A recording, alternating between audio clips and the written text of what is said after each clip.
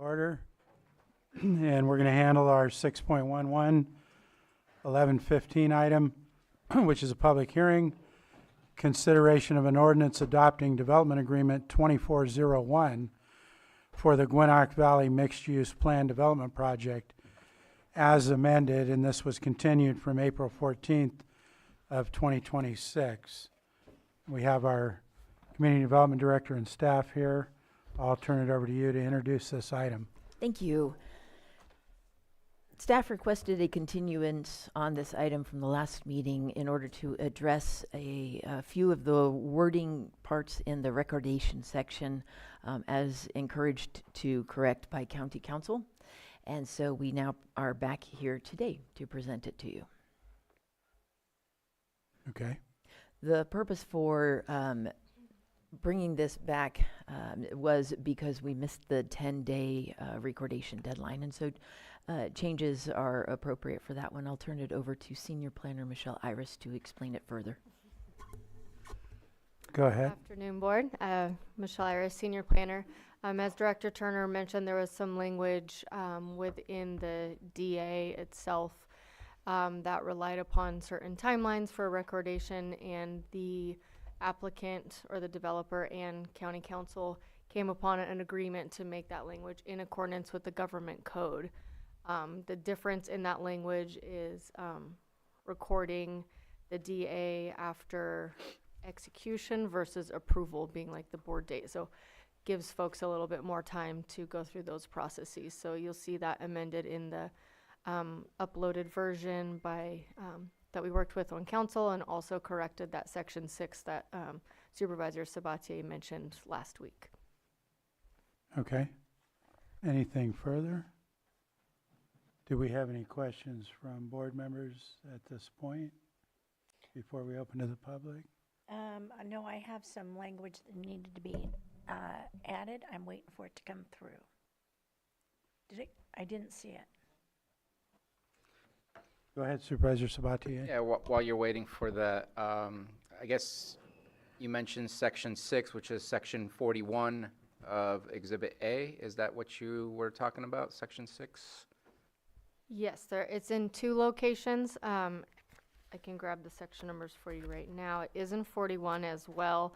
And then it was also referenced in, I want to say 6.10, but let me confirm that, 6.1 and 41. So at the last hearing, you just noted that discrepancy, so we revised it in both of those sections to be consistent. Okay, and then the 10 days after approval, even though this is an amendment, this amendment is still able to record even though the original never was recorded within 10 days? I'll defer to council on that. If I may, Mr. Chair. Go ahead. Yeah, thank you. So as I understand it, the original agreement that was attached to ordinance number 3151 was not fully executed at all. So hence it was, and also as I understand it, was not recorded. With that being unexecuted, it would not be enforceable. And I'm talking about the development agreement that was attached at the previous ordinance number 3151. Okay. Okay. You ready? Yeah. Mr. Lloyd, we sent you some additional language that we would like to have added into the 12.5. So yes, Was that, did you have more? No, it's coming forward. It's if the district purchases and operates a well pursuant to the term sheet, developer shall grant the district, which would be Calliope Water, all rights to the groundwater associated with the off-site well. Go ahead, Mr. Quintovano. thank you, Mr. Chair. So that may be incorporated upon your board's determination to have that added in the development agreement.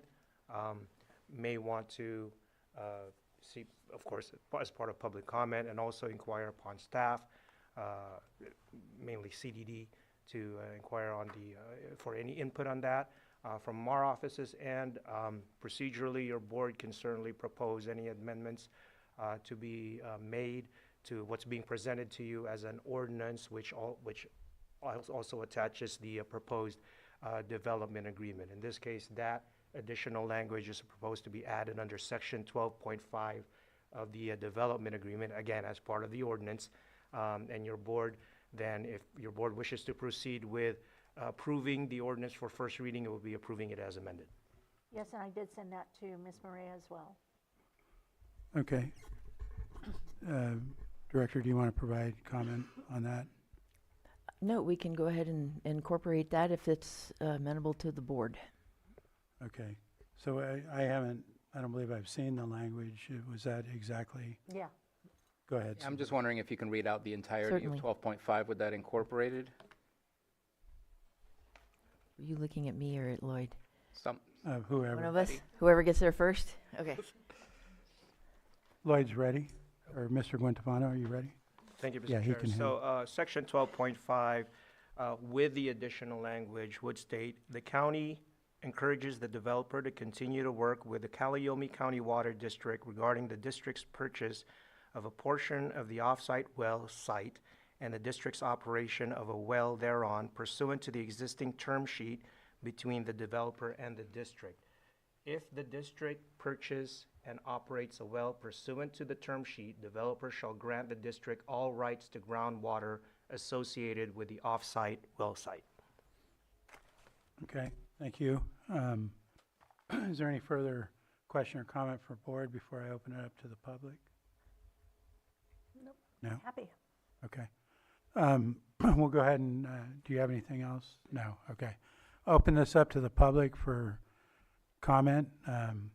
Does the developer want to public comment on this at all, or? No? Okay. Is there hands in Zoom? that's all that matters. Nothing in the room, nothing in Zoom, so I'll close public comment and bring it back to the board for any further discussion. Do we have any further? Not seeing any. I would like to make the offer. Go ahead, Mr. Guantabano.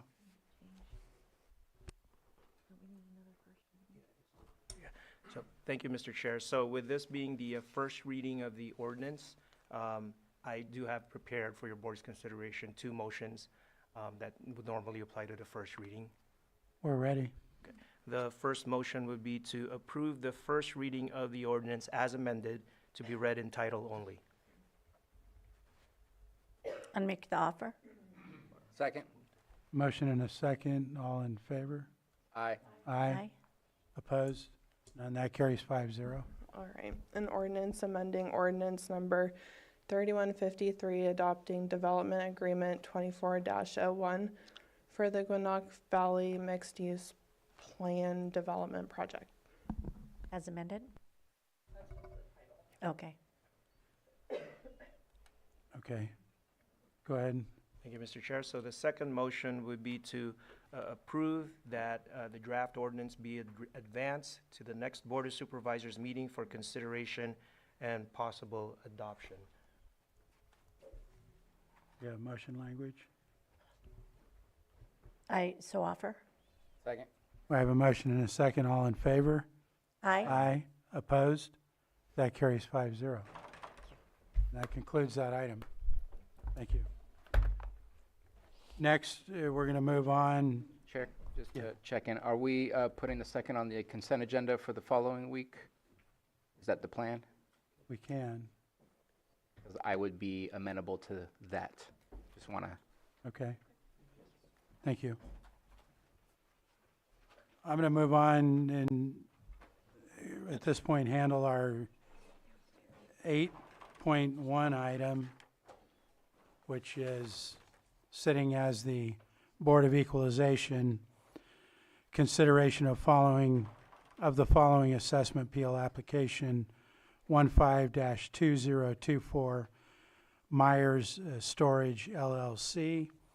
And when this was previously in front of us, we had heard presentations and had evidence submitted from both sides.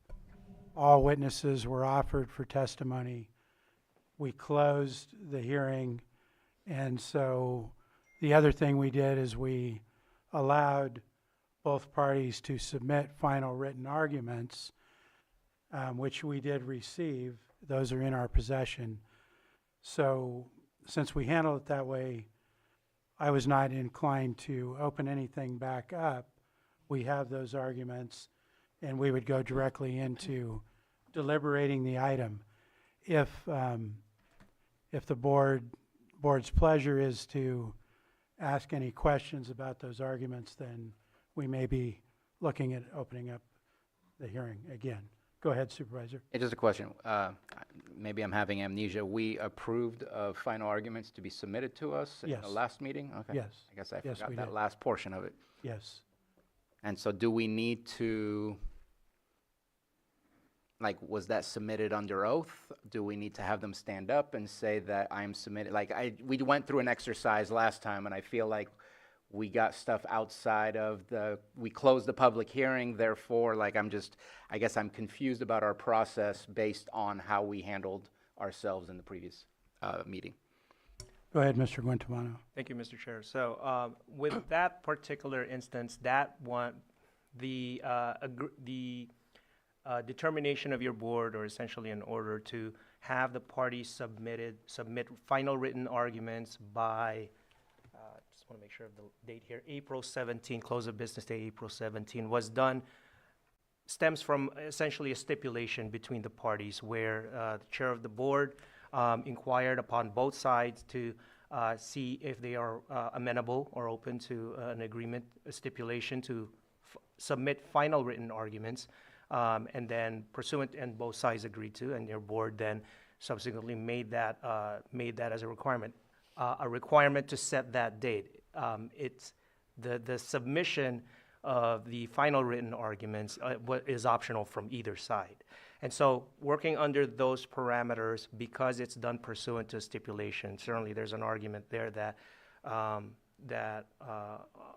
both on an equitable level and also arguably procedurally, that this was submitted to your board within the stated deadline as stipulated by the parties, despite the property tax rule provisions under 313. It just gives an opportunity for the parties to submit their final written arguments for your board's consideration.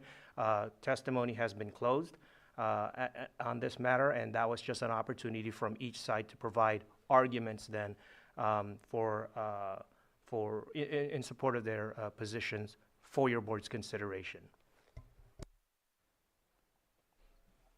Right, and thank you, Mr. Guinavantos. So the way I see the process at this point is the discussion up here is going to be deliberations between us, and we shouldn't be asking questions of the parties, or we're going to have to look at reopening the hearing.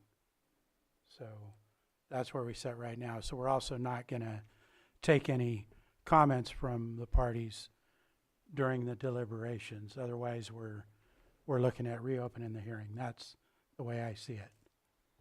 Yes, that is correct. Okay. So with that, we would begin our deliberations on this item. Does any board member want to start discussion? How we're going to deliberate, or we need to establish that? Go ahead, Supervisor. I was waiting to see if the district supervisor from the area would start, but I just want to make sure we have now in front of us a new lower value that was offered from the assessor. So instead of starting where we were before, or I guess they're all the options, because they're different ways of valuating. We have obviously the $700,000 from the appellant, and then we have the assessor who was saying a low of $857,000. I just wanted to make sure at least the public was aware. Obviously, they're in the attachments, but just want to open it up with, we have a tighter status on that. I guess it sucks because I kind of want to ask a question because it was brought up here, like the value of the business. And it's not that I don't think it belongs there, and it's the entrepreneurial profit. Like at 20% of the value of the land and the additive costs and everything, that makes it for $126,000. Like, if you make more profits because you're better at marketing or you're better at your job, like suddenly your property value goes up. Like, I struggle with that. Versus the value of the building and the value of the land. And I know we're doing commercial, maybe I'm trying to simplify it in a way that I'm used to seeing like residential stuff. But when I went through some of the last information, and it is a little difficult for me to go through like the amount of information that we received, in the sense that there seems to be a lot of private information. Like, I don't know that we should know how much we're renting out a storage like that to me is, again, based on the skill sets of the business owner on what they can get for the product that they're trying to provide. And I struggle where the 20% comes from, and I feel that $126,000 is something that I'm looking to see if we can flex. And I appreciate that the assessor's office reduced it again and again and again, but I also can't help but feel some weirdness about starting at the 4.2 million, which would have been a $42,000 bill, versus where we are now at 857, which is an $8,570 bill. And again, I'm simplifying the whole process. And so if it was that easy to get down there, and there's really not that much wiggle room in between, I guess I'm looking for somewhere in between halfway. And because I'm uncomfortable in a situation that I'm not an expert in this process, and I'm having to trust what I guess is deemed as the professionals, and I mean that without being rude, but yet we went from 4.2 million to 857,000, and then I have a person who purchased the property, and I believe that that was the purchase price, that may or may not meet what is a arm's length. And so I'm looking to, I guess, not appease either one of the folks that are in this room, and see if we can meet them halfway and go there. Well, just, I'll start that off. so I know you said you wanted to ask a question. I'm not sure if that's, And Still, I don't want to ask a question because I don't want to reopen the whole entire process. what I wanted. I'm just kind of speaking through my process Okay. of what I've done, because I just, the 20% is weird. If you're successful at a business, I don't think that we should automatically just value your property better. It should really be based on the value of the cost of the building, the value of the land, and I guess to a certain impact, what kind of business can go there and what kind of business can create that value where it's attractive to sell. But the quality of the manager of the business should not have an impact on the value of the property, in my opinion. And again, coming from a layman place, not an expert place. okay, Supervisor Owen?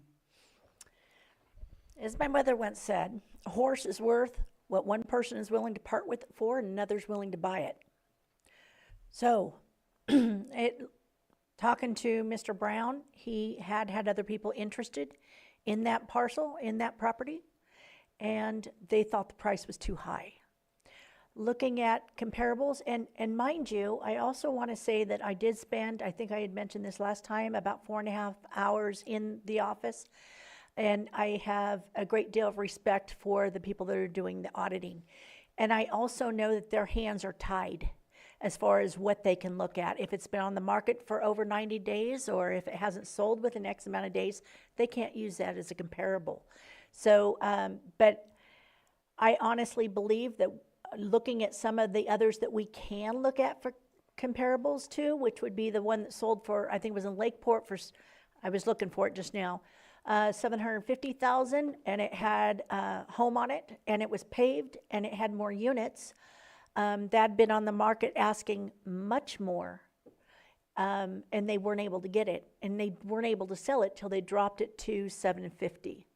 So personally, I'm in this belief that it's worth $700,000. That's what they paid for it. That's what Rob was able to get for it, and I think we need to be right there where they purchased it at. Supervisor Vice Chair Pyska? And I did go and visit the property and had a long conversation with the property owners. And the issue is this is not an arm's length transaction, though. That's what's key, is that this the purchase price, $700,000, also has seller financing. And when you have seller financing, You can sometimes have a lower price because you're making it up later with interest. And so, we've gotten some information from county council and from the assessor's office that we can't use that price. But we do have some recalculations from the assessor's office, so I'm happy to look at those. Okay. Go ahead, Supervisor Crandall. Yeah, I'm glad it came down more. I know that when I first seen this, and I was thinking about it afterwards, like if this was contested if it wasn't contested at 4.2, they would be paying that amount. And so, for me, I was glad to see that it came down to this amount. If there needs to be one more calculation, like you said, Supervisor Sabatier, I'm fine with that too. I'm just glad it came down because I don't think I could have went with even the 1.2 myself. So, yeah. Okay, so Supervisor Sabatier, you made a comment about somewhere in the middle of the 700 and the 857, I believe, is what we're looking at. Did you have a calculation on that? 778,500 to be exact. 778, 500. And so it sounds like, I believe, Mr. Quintivano, go ahead.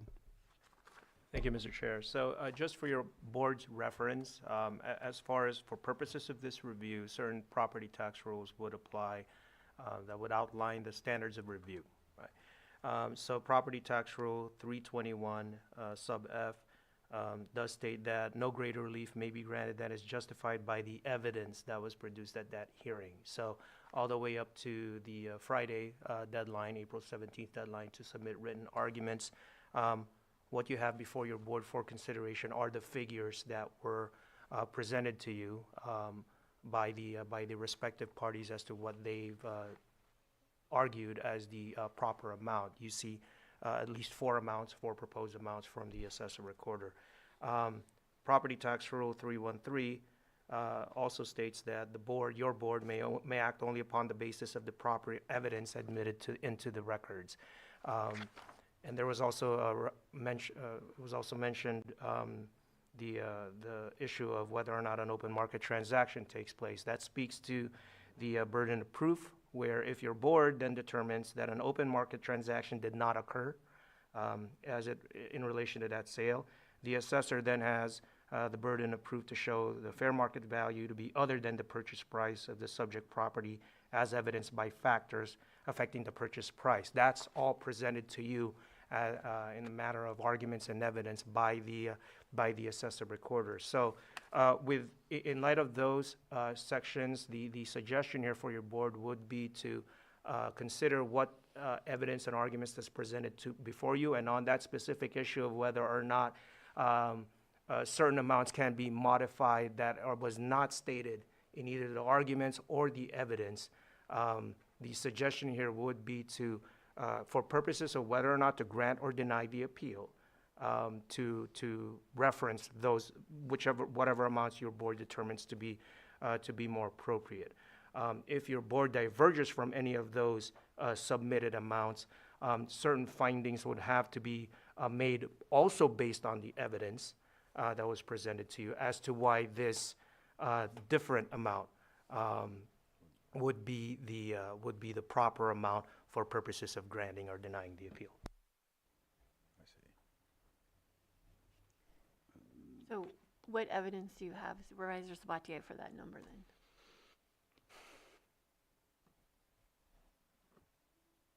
I mean, I could only base it on what I've seen on multiple, and yeah, they reduced it. I guess I'll just be blunt, even though it might hurt, but I'm not sure how much I can trust what I have in front of me when I've seen so many commercial properties have to be greatly reduced, and it keeps getting reduced. Should we postpone another week and it'll get reduced again? Like, I'm struggling to understand what the process is to give us 6 different numbers to look at. And I guess I'm just saying, give it more time, we'll get to 700,000. Give it more time, we'll get a little bit lower. And I was stunned to see a new number in the information that we received. And that means that either A, there's been 0 communication between the assessor's office and the appellant and the property owner to have these discussions, to obtain the information, to be able to ascertain the true value of the property, or there's a misunderstanding in how to do the appraisals for commercial properties, because I think it's more of a commercial concern that I have than anything specific. Because again, I was stunned to see the number going down. So yes, it's explained in a way that I guess I can say that they provide the evidence, but like, why wasn't that there in the first place? And when we met, we had 3 different numbers going through different ways of evaluating the property, and now we have another way of going about it. And that's where my concern sits.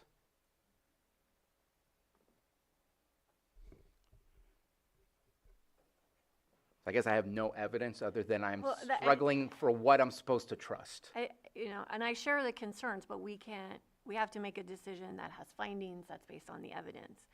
Well, And I feel that the evidence is what was paid, which is the 700,000.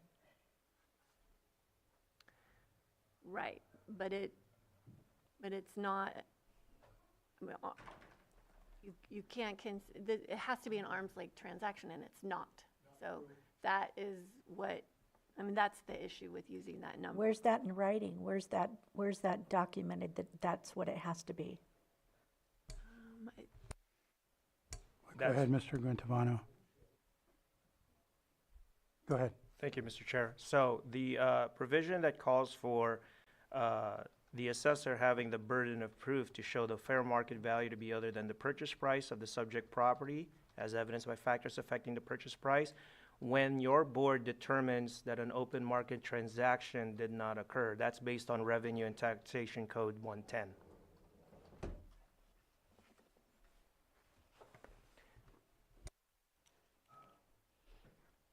Did you have further, Mr. Guantavano? No, okay. So it sounds to me like we wouldn't be able to come up with a modified number. So, I'm not hearing the. so I mean, just to prove my point, so I'm looking at the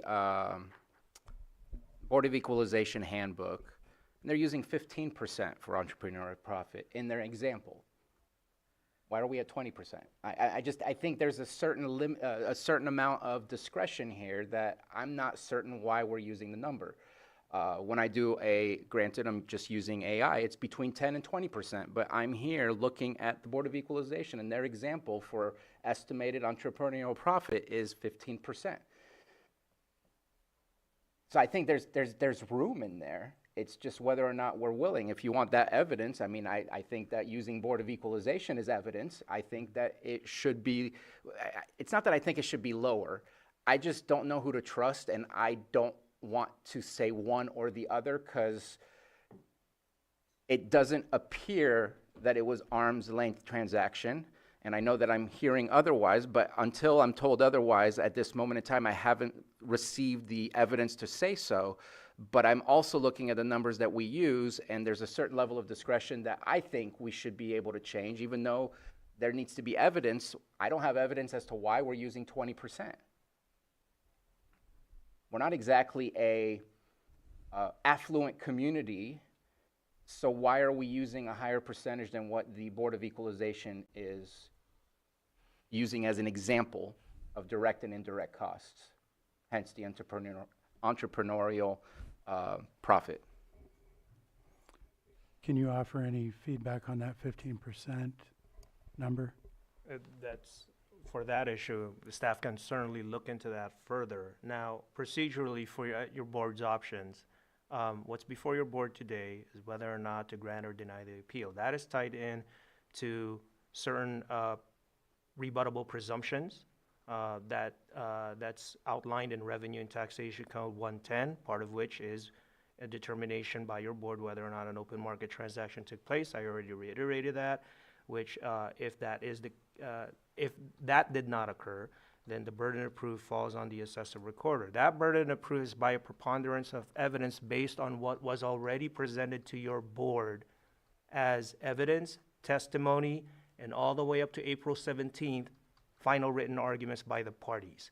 So procedurally, your board can certainly review or re-review those matters, and my suggestion here, if it's going to involve legal counsel's opinions as to the standards and how to weigh that evidence and what to take into account, your counsel, as county counsel, I would strongly recommend to hold it in closed session, because then we're getting into certain potential communications between attorney-client.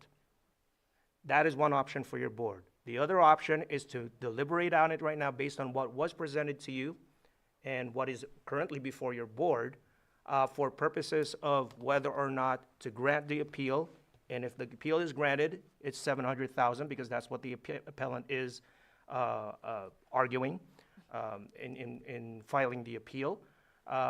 If your board decides to deny the appeal, based on the standards that I've laid out under Property Tax Rule 321 and 313, you have at least 4 options here that's outlined to date as of April 17th by the assessor recorder, and those amounts are based, at least in part, with what was presented to your board at the previous hearing on this. And that would be the original 4 numbers plus the new one at 857. Just to be clear. Yes, and that was, I think it was uploaded and as part of the agenda. We have it. It was 4, and this is the newest one, the 857. Supervisor Owen? Okay, under California law, I believe, and it's primarily under Proposition 13, assessors aim to determine fair market value, defined as the price a willing buyer and willing seller would agree to, with neither under compulsion and both having responsible knowledge of the facts. Seller financing can still meet with standards if it reflects market behavior. And that no seller financing by itself does not disqualify a sale from being considered as arm's length transactions for property tax assessment purposes.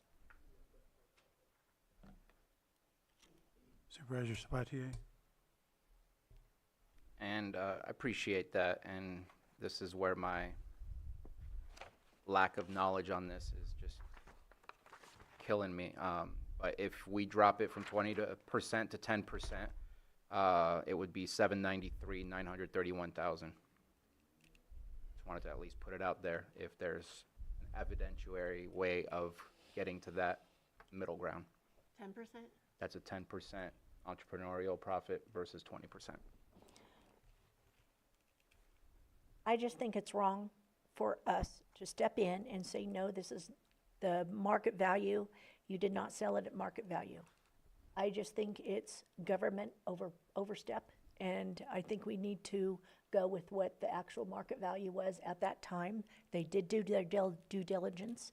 There was other people involved, and as far as looking at the property, who felt it was overpriced, and with others selling in the area for not much more, $50,000 more, and being larger, better location, and more infrastructure. I just think that that's a very fair market value, and we need to go with what they paid for it. Well, I'm not sure if we have an evidentiary way to get to the 10%. Thank you for listening. I'm just going back to that other question that's out on the floor as well. Which question is that? Well, we've got one request to grant the appeal and go with the 700, and we've been discussing this other number that came back from the assessor at 857, and then Supervisor Sabatier brought up this 10%, which would make it 793 98 somewhere in that, so my question was, not sure if we have an evidentiary way to justify that. Because All right. we've, I'm going to ask one more question. yeah, go ahead. Since we're getting into this, do we want to open it back up for comment from the appellant and the county and anybody else that needs to comment on it? I can see it looks like, yes, I'm thinking they have something that they might want to say. So the board we would have the discretion to reopen, but if we reopen the hearing, then that's going to potentially also delay the deliberations as well to another time. I think it's important that they have their say. Hey, go ahead, Supervisor Sabatier. So going back to what Supervisor Owen said, I guess I do want to check in with County Council. Again, going back to the statement of two people who have knowledge of the property, so on and so forth. What exactly is the checklist of what makes an arm's length transaction? And so, I mean, what I'm reading, and please correct me if I'm wrong, is exposure on an open market for a sufficient amount of time, neither the buyer nor the seller able to take advantage of the exigencies of the other, both parties seeking to maximize their gains, both buyer and seller having full knowledge of the property and acting prudently.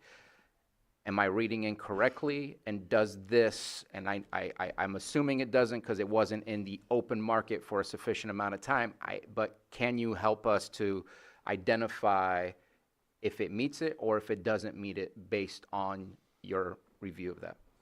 Or am I reading the wrong information here and this is not the checklist that would tell us if it's an arm's length transaction? Mr. Quintivano? Thank you, Mr. Chair. So my office could certainly look at that issue. That, I believe, to some degree was already raised as far as that particular issue of whether or not this was this was actually an open market transaction by both sides. This was already presented to your board as evidence and argument and testimony by the parties. Your board's role in this should be to take that evidence in, those arguments, and make a determination of whether or not that's an open market transaction. The checklist, as far as standards of what's an open market transaction, if your board is willing to pursue that issue, then I would like to reiterate my request. It would be a recommendation to continue this hearing for continued deliberations in closed session, because that delves into attorney-client privilege, with my office being the quote-unquote attorney and the county being the client in this, and even in delving in that issue. So that is certainly an option for your board. My office can certainly do some more research on that and continue on with deliberations. Also, as a side note, again, and I'm citing like certain code sections here, but again, going back to Revenue and Taxation Code 110, for purposes of your board's deliberation, it also, generally speaking, it states, it references that while the purchase price for purposes of your board's review would be admissible to prove market value, that alone would not be conclusive on its own, along with the other standards set forth in Revenue and Taxation Code 110.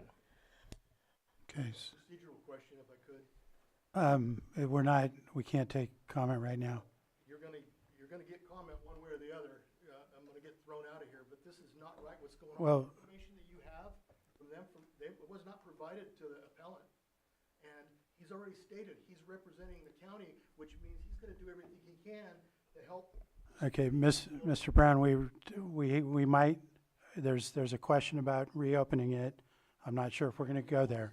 The coward way to do it. No, we had talked about, there was a question up here about reopening the hearing that I haven't got to yet. I was waiting for this to come out. Do you have another question, Supervisor Owen? I do. I am absolutely opposed to doing closed session on this. I think when you have an appellant, they need to hear what the decision-making is. And I have sat up here on this dais, and I have heard people complain about things not being done correctly. And I need to know that this is done above board and where everybody can see where people are sitting on it. And I am the one that just asked to open it up today again for them to hear and to be able to speak. But I am not for putting this in closed session.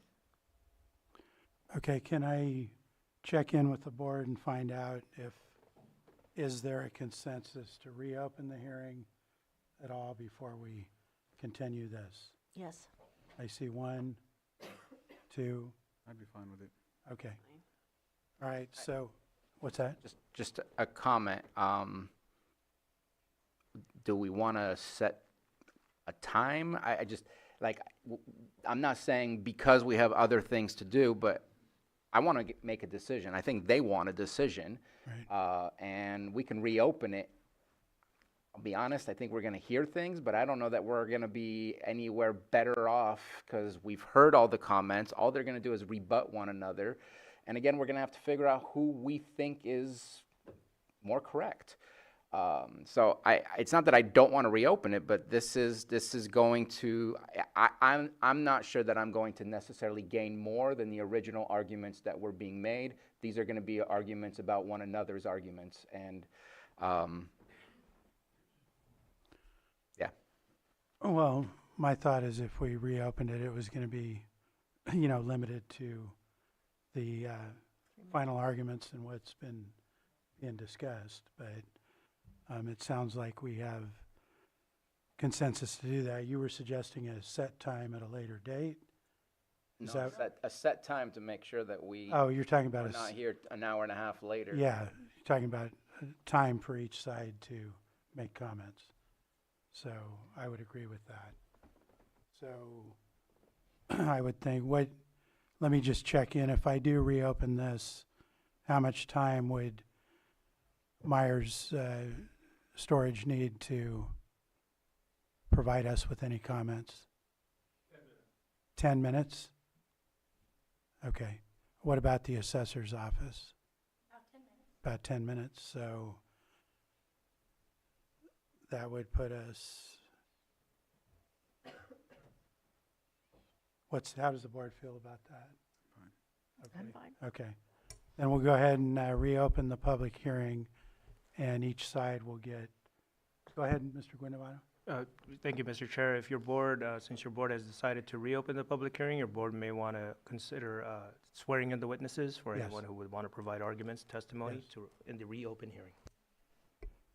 So anybody that's here for both sides that would testify or provide comments within this 10 minutes, which is 10 minutes for each side, not for each person, is going to need to stand and be sworn. Do we have anyone online? I don't see any hands online. Everybody else with your right hand raised, do you solemnly swear that the testimony you're about to give will be the truth, the whole truth, and nothing but the truth? Thank you. Okay. And is there a issue on which side I should allow to go first? They're each only going to get Let the assessors. 10 minutes. Depends on, I would- we'll look at the standard here It's for a non-owner occupied, so It should be the assessors. trying to assessor recorder. see the assessor recorder would go first, and then we would have the other side go. I have a procedural question, if I could, now that it's open. Go ahead. So, Rob Brown, Kelseyville. So, things must have changed a lot since the dozens of these that I was allowed to do. And we learned from previous county council, Cameron Reeves and Anita Grant, that there is a lot of flexibility that the board has.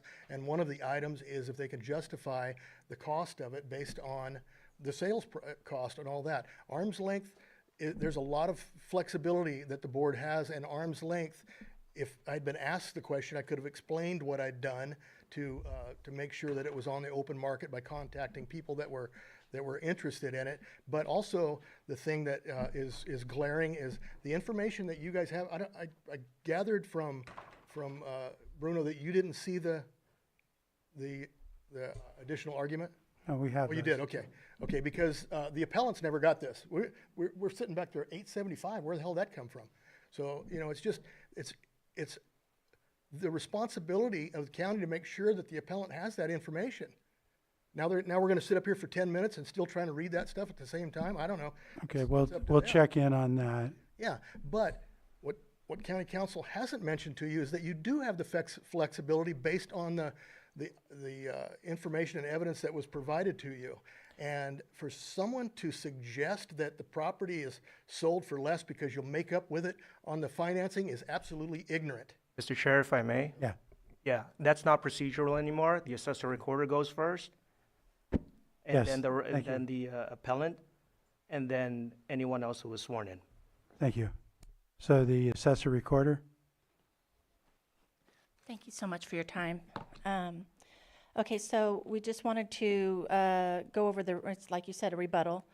In regards to the cost approach, the valuation, land valuation, Mr. Brown purchased the raw land in 2019 for $105,000, reflecting its value as undeveloped commercial property. And once the improvements are developed, that land's value increases accordingly. It's no longer worth $105,000. In regards to entrepreneurial profit, there's a return on investment. Entrepreneurial profit is defined as the total profit realized from a project based on the figures provided. The sales price of $700,000 minus the actual construction cost of $405,836 results in a profit of $294,164. When you divide that construction cost, this reflects a profit margin of approximately 72%, which significantly exceeds the upper market projection of 20%. That's why we have the 20%. We stayed with that because that was the high end of what we found. In regards to depreciation, the initial determination of 0% depreciation was based on the rent roll provided, which indicated that the property had not been occupied or rented prior to August 4th of 2023, the date on which occupancy appears to have begun with 40 storage units rented. Additional verification was requested but not provided. Furthermore, the prior owner, Mr. Brown, certified under penalty of perjury that business operations had not commenced prior to sale negotiations to qualify for the builder's exclusion. This would have meant that the buildings were in new condition. In the most recent cost approach, the appraiser's office applied 2 years of depreciation. You received this on our final, equating to 5%. The request for 6 years of depreciation falls outside of the scope of the 2023 appeal period. In regards to comparable sales, we maintain that in this case, the comparable sales approach is the least reliable method for valuation. It was an error made for the 4.4, like we've said before. 4.5, pardon me, thank you very much. 4.5. If any of you were assessed something that much too high, you would have come to us, which they did, and which then we asked for further information. They supplied it, which is how we came to their income approach.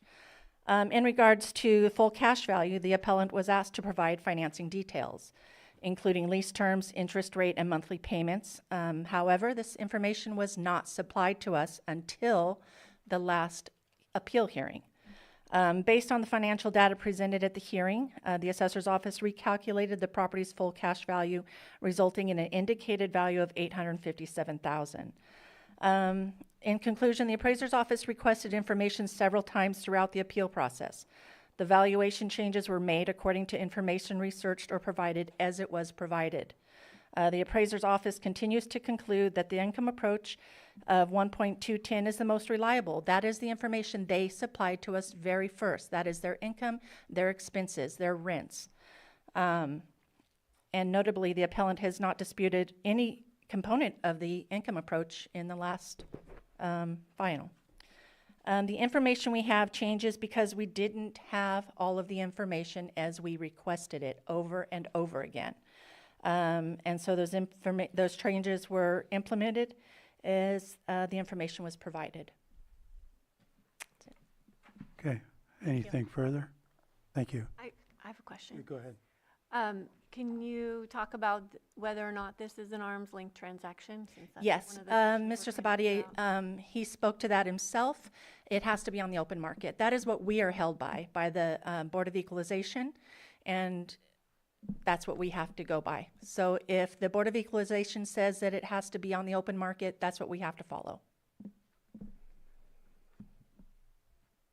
Okay, thank you. Thank you. Mr. Myers? Did you have a question before we move No, on? nope, I'm sorry. I'll wait till we're done.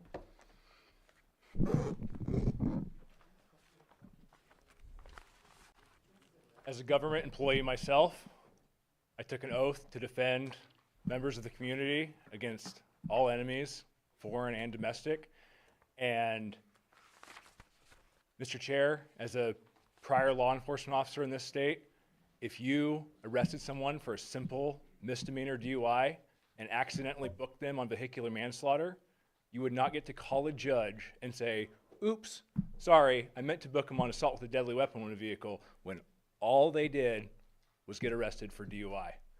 The fact that we've gone from 4.5 to 121 to, I can't even keep track because now there's 5 numbers. When is it me as a private citizen's responsibility to provide information to the government with no warrant, no subpoena? I'm supposed to be free in this country that I love so much. I bought a property from another willing participant. I have no requirement to open up my books and my home to the government to let them do as they wish. This is crazy. We all took an oath to support the First Amendment and the Fourth Amendment and the Fifth Amendment. We're using our Fifth Amendment to not just openly provide every piece of information. They wanted copies of contracts to include social security numbers, addresses, phone numbers, driver's license numbers of dozens of tenants that we have. It's a completely asinine request for a government to require that information and then stand up here and try to tattle on us that we didn't give them that information with no warrant and no subpoena.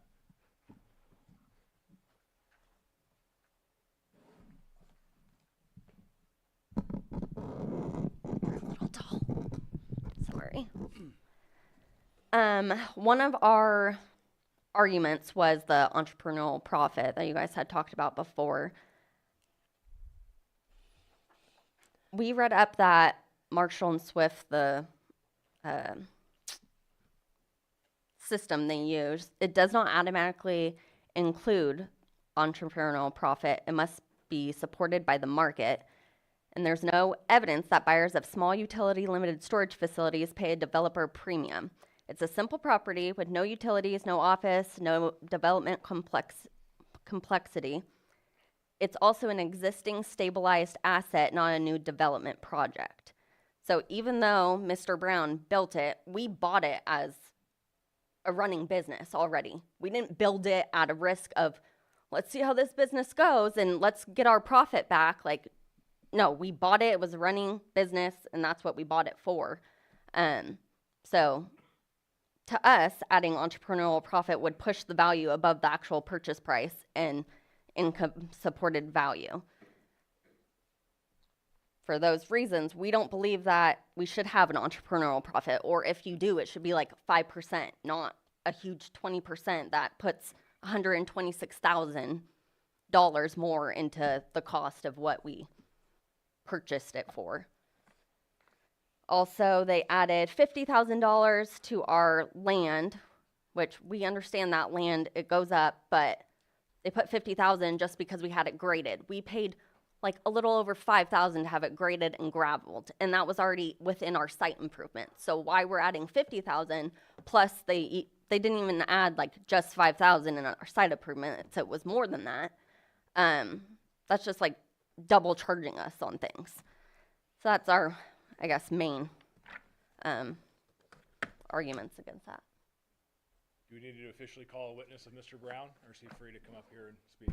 You can speak as part of your time.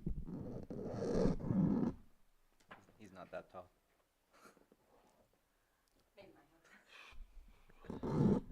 I'm gonna do my best to be calm. I'm supposed to be doing that for my health, but this kind of stuff just fires me up. You need those kids worse than they need you.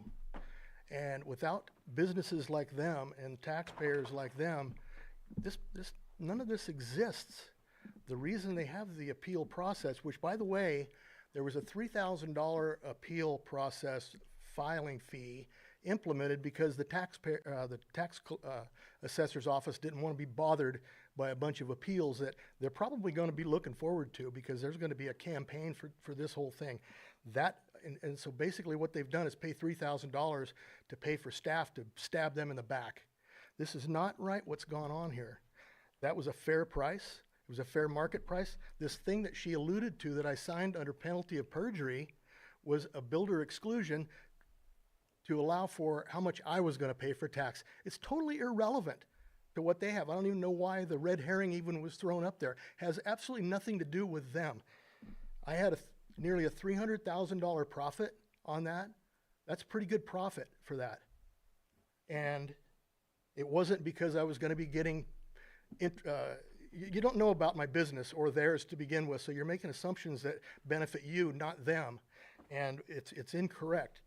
Rather than wait for the bank to go through all that process, because the bank is as close to government as you can get, and they're incompetent and they're not efficient. So instead of doing that, I offered to finance it for them. It wasn't because I went, oh, well, I'm going to be making a lot of money off the financing, so let's just give you a lower price. That's incorrect. It's a silly statement to make, not based on any fact. It was a fair price that they paid for it. It's not worth that now. And for the government to come in, like Joe said, come in and say, how much do you make? And depending upon that is how much you're going to pay. What is more un-American than that? They're already paying taxes on what they make, income tax. Now you're going to tax them again on the property tax? It's just not absolutely not fair. You do have discretion. I haven't heard it yet from county council, and I'm not allowed to talk to him, so you'll have to ask him if this is true or not. The board does have discretion. The agency that would bring it up would be them or who they answer to at the state. They don't bring it up. We did many of these, and they were all fair based on the price. The financing, the real estate agent that we talked to said, in fact, she was one of the people that was interested in buying the property. So she was one that was on the open market. She said, you're better off if you can just do an owner-seller together. And she said, I would help you out and all that, but it doesn't need to be listed because that's what you're going to get. She helped me with the comps. That was Cassie Pivniska, very competent in what she does. So we were very comfortable with that.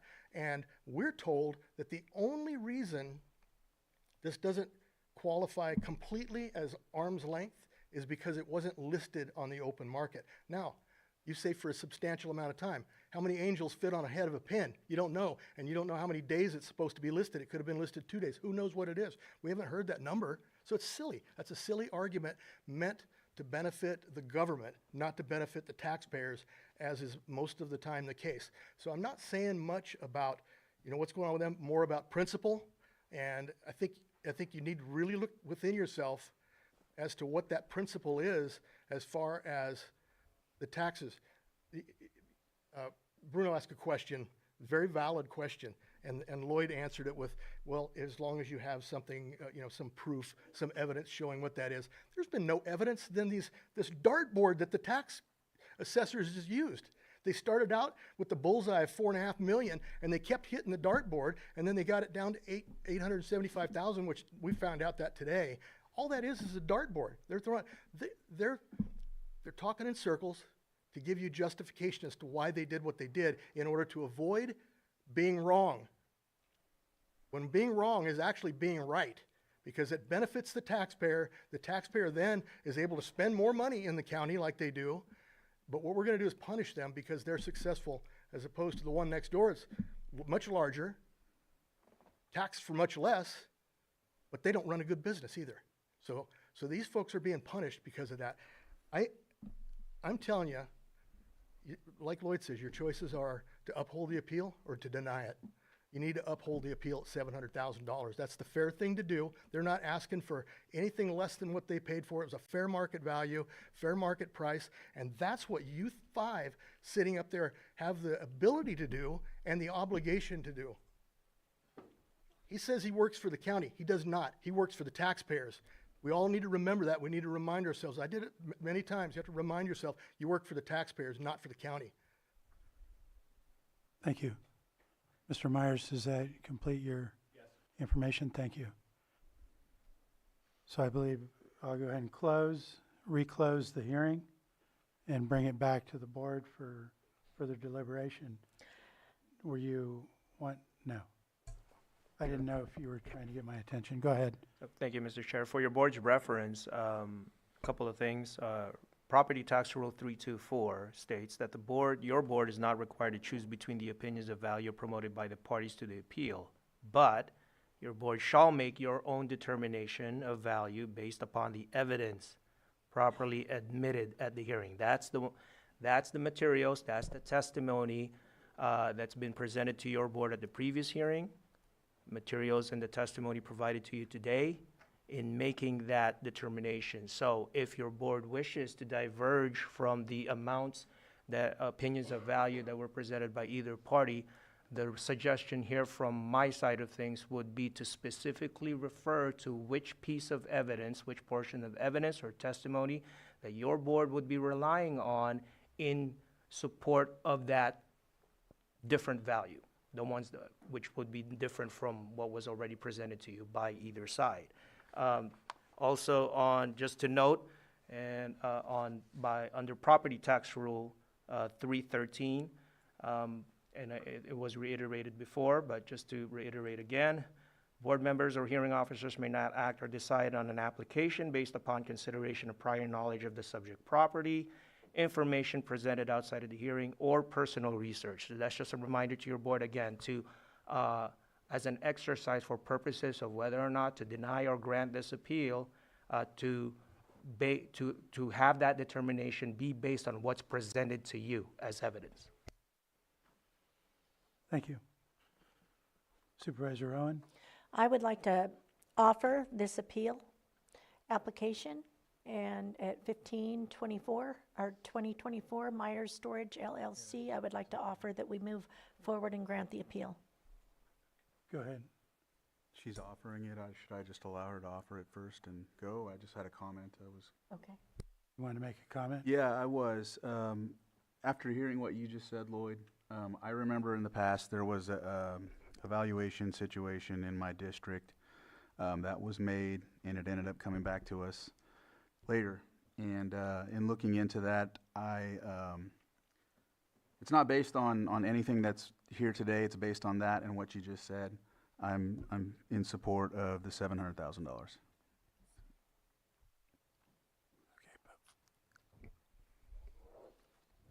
Okay. Yeah. Did you have it? Just a procedural thing for, Yeah. as far as your board's decision on this.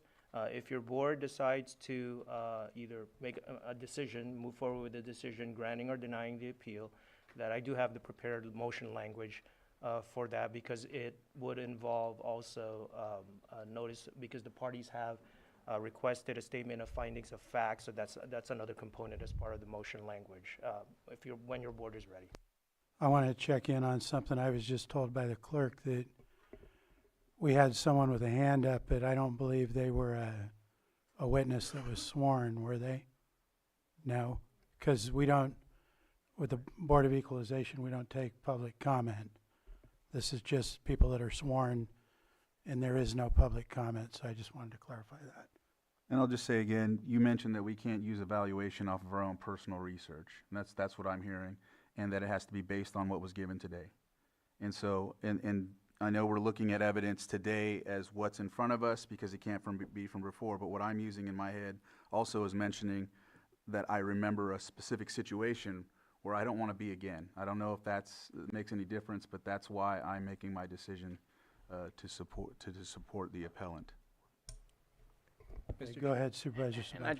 And I don't necessarily agree with what you're agreeing with, but I think that the experience we gain from going through each and every single one of them allows us to better understand how the property tax laws work. So I don't think that you having a better understanding of property taxes because of past experiences is a bad thing. I don't think it's that specific property. So I see no issues with using past experience because it's not about that specific property. And if I'm thinking about the property you're thinking You are about, thinking of the absolutely, property. this is why I'm saying I'm struggling. But if I can't make a decision to support what you and I have already said that we would agree with, and I'm forced to make a decision, then it would be the lesser amount. Right. Yeah. I appreciate that. Okay, Supervisor, or Vice Chair Pyska? I am really struggling with all of these amounts, with everything that's been changing. But I also really do not feel like this is an arm's length transaction, so I can't support the $700 value. It was not on the market. Even, I know you did research and you talked to a realtor, but that's not on the market. There was never an appraisal. There's seller financing. If it was a different financer, then there would have been an appraisal involved. So I would like to get this number as low as possible, but I can't support the 700 for those reasons. Okay, is there anything else? And my thought is, I mean, we've got to either grant the appeal or deny the appeal, and I'm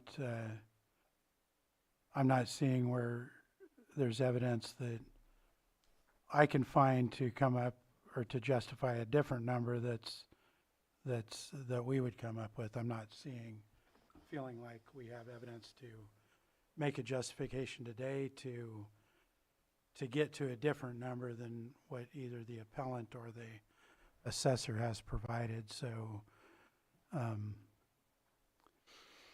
yeah, I think that's, unless there's anything else. I know there was a proposed motion offered, I believe. I think he wanted to reframe it. Yeah. Thank you. You want to Read it. reframe that and see where that goes? Yes, so thank you, Mr. Chair. So the motion language would be to move to grant, may I have a second here?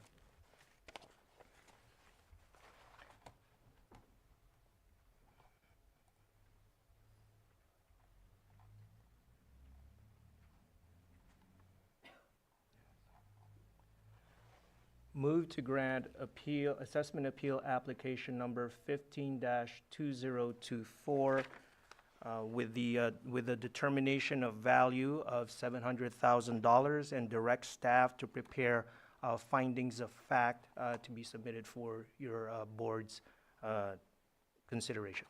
I have one more question. Go ahead. With that, I'd like to offer it, but I do have one more question. Is this going to be, are they going to have a refund on the overtaxation of this? It is going back to 2023, I believe, Okay, good. or whatever year that was, I think. Thank you. I'd like to offer. It'll be so moved. So moved. So we have a motion. Go ahead, do you have a question? Just a quick question for County Council. If this motion doesn't pass, then are we done? And what's the number, or do we continue conversation? I want us to better understand what this vote potentially could mean.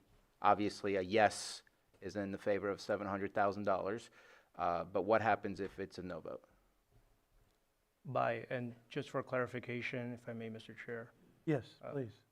but by no, you mean if the appeal is denied?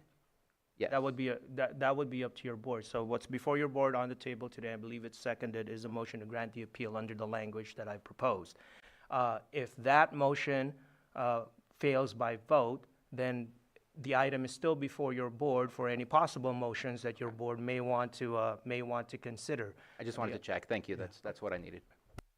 So there is a motion And I seconded. on the floor and a second. So we're call for a vote. All in favor? Aye. Aye. Aye. Opposed? Nay. Nay.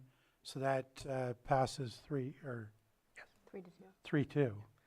And if I may, Mr. Chair, the next, there is a second motion language here, in light of the preparation, direction of staff to prepare findings of fact.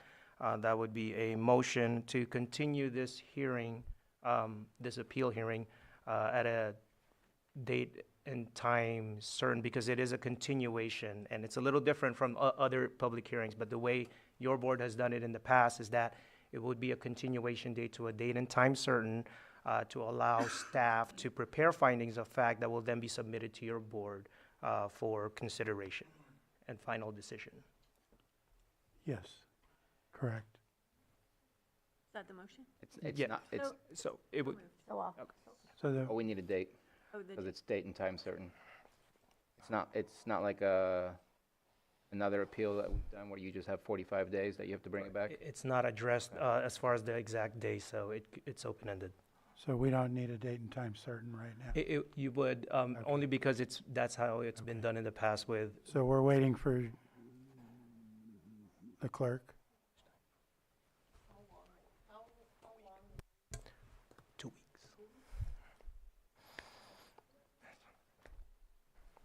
May 5th?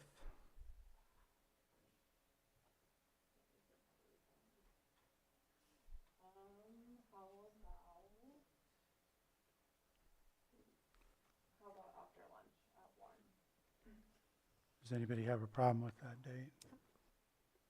Okay. May 12th? May 12th, Oh, May 5th? You did. Okay, are you okay with that? that's fine. Yeah, May. Well, that's why I was wanting to clarify.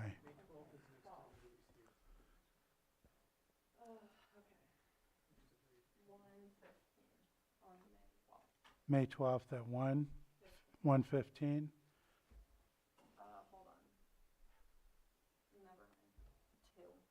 At 2? May 12th at 2 p.m.? Ish.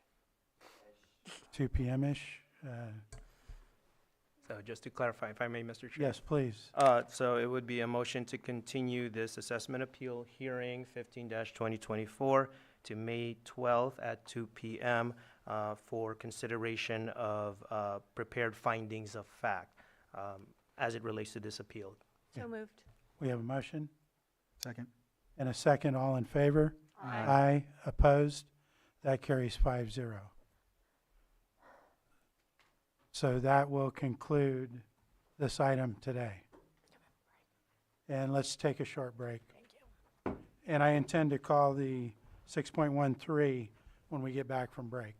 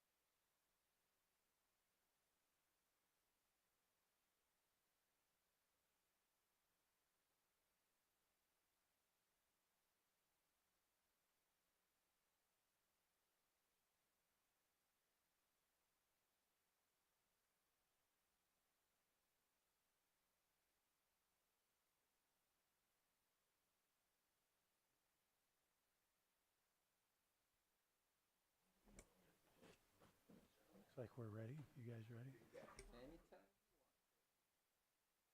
I'm going to call our meeting back to order, and we're going to handle our 6.13 item, 1:30 p.m. item, which is consideration of a letter from the United States General Services Administration requesting a response from the County of Lake regarding transfer of property surrounding the former U.S. Coast Guard Loran Sea Station.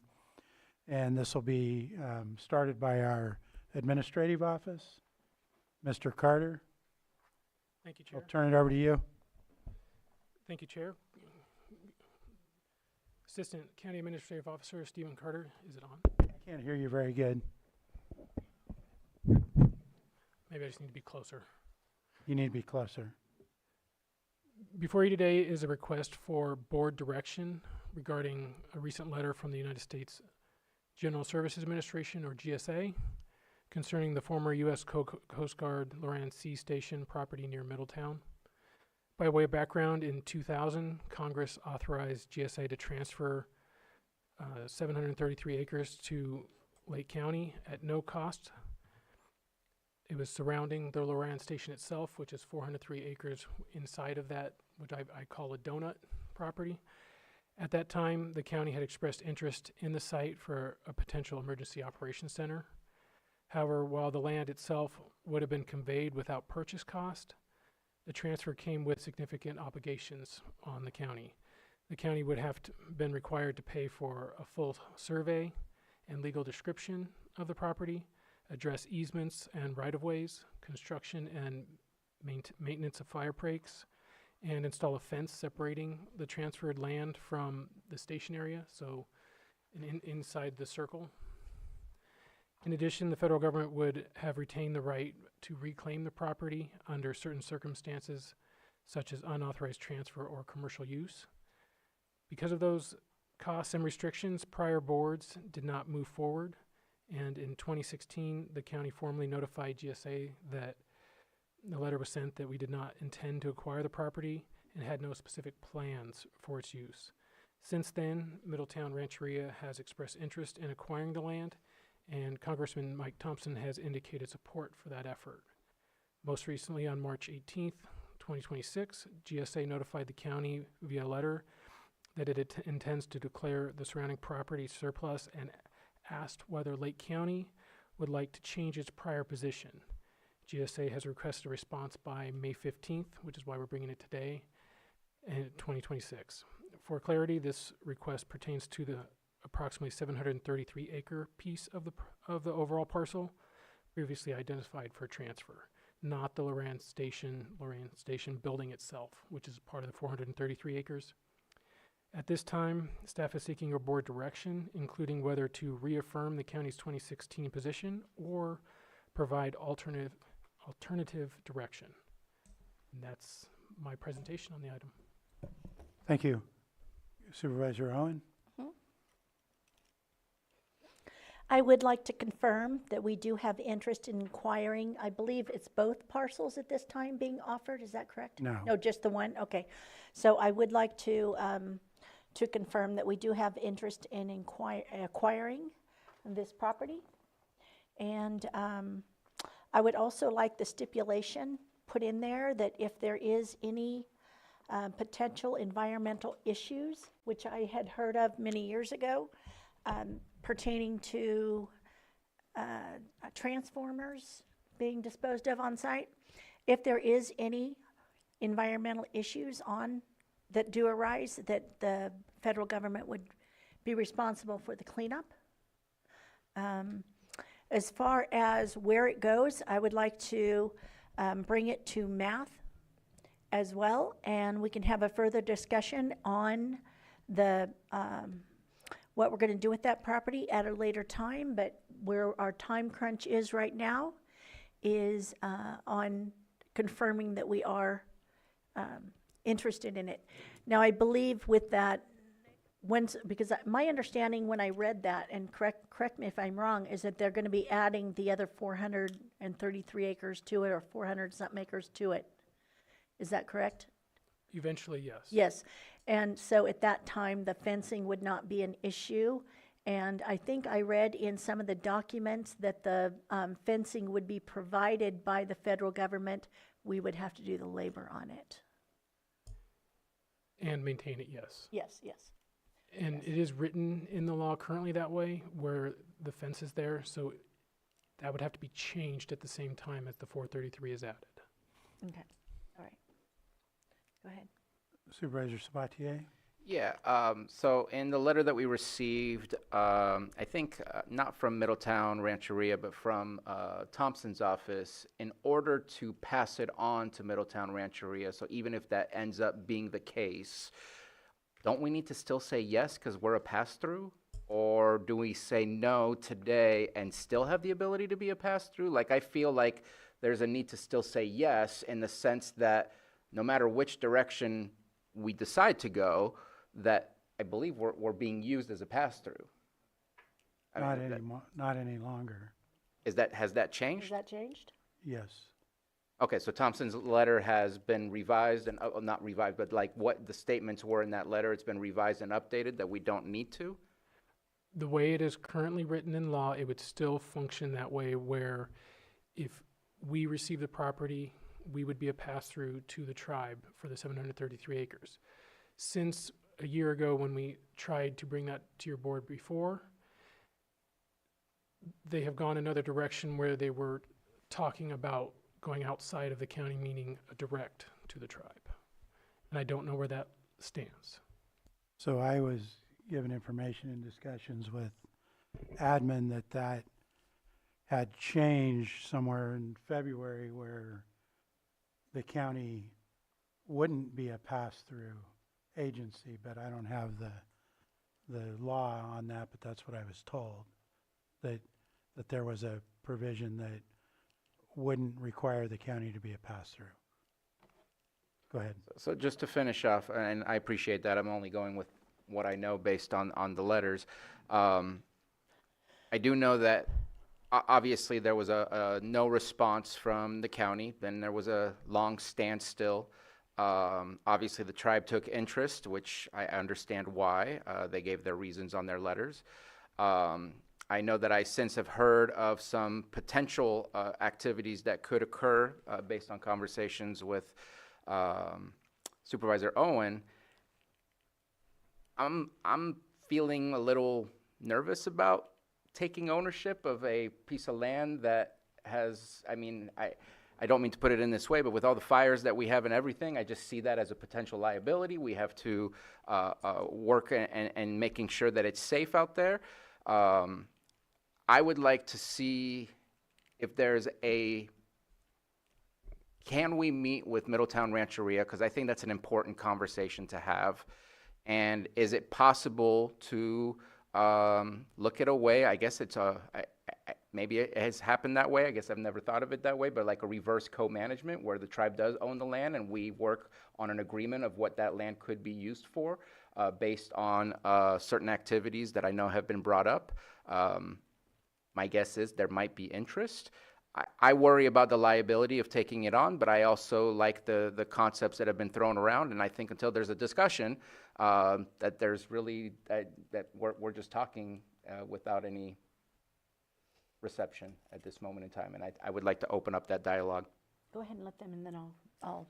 Vice Chair. Yeah, I don't know of any potential uses or ideas, but it is a lot to take on, and we're stretched pretty thin right now trying to manage projects that we have and properties that we have and building parks, and there's a lot of ongoing projects. So, I know that the tribe is very interested in this, and I don't know that we have a plan, and I'm in favor of just stating that we don't, agreeing with Passport's decision.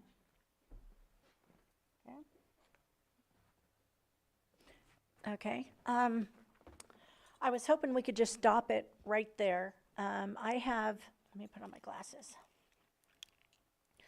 I had went independently and tried to speak with a number of different entities, such as emergency services, law enforcement, veterans, to see if there was interest in that.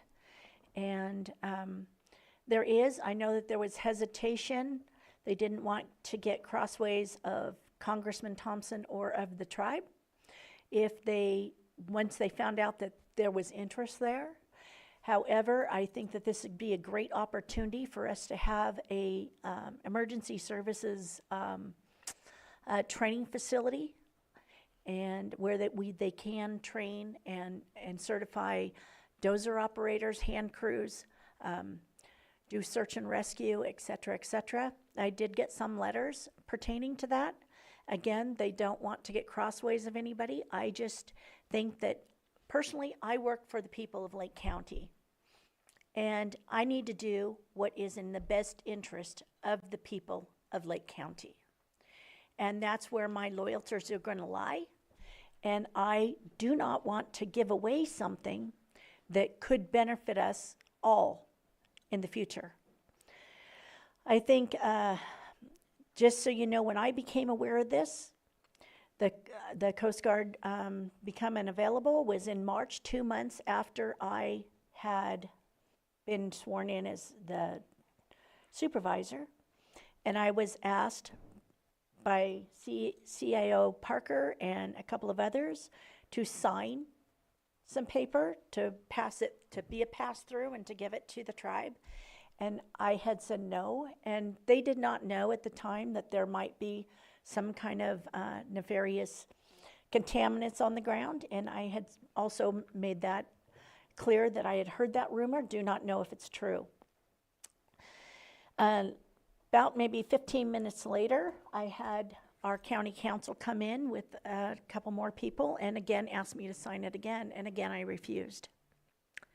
I have seen that, I do know that there was some documents that are disclosed in here where our county supervisor was wearing the hat as a supervisor and as the tribal chair, that signed a letter as the tribal chair to acquire this land. On March 17th of this year, I had mentioned it Tara was here, and they were talking about training centers and stewardship.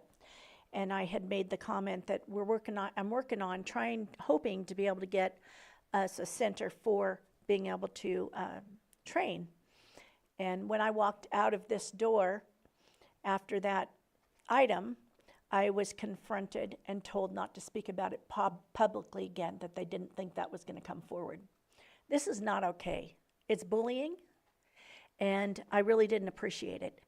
Once again, I will stand for the people of Lake County, and I do believe that we do have a use for it. And I know that the veterans are one that would like to use it. At one time, there was a veterans station down there for people to get away and go fishing, and I would like to see them to be able to use that again for that.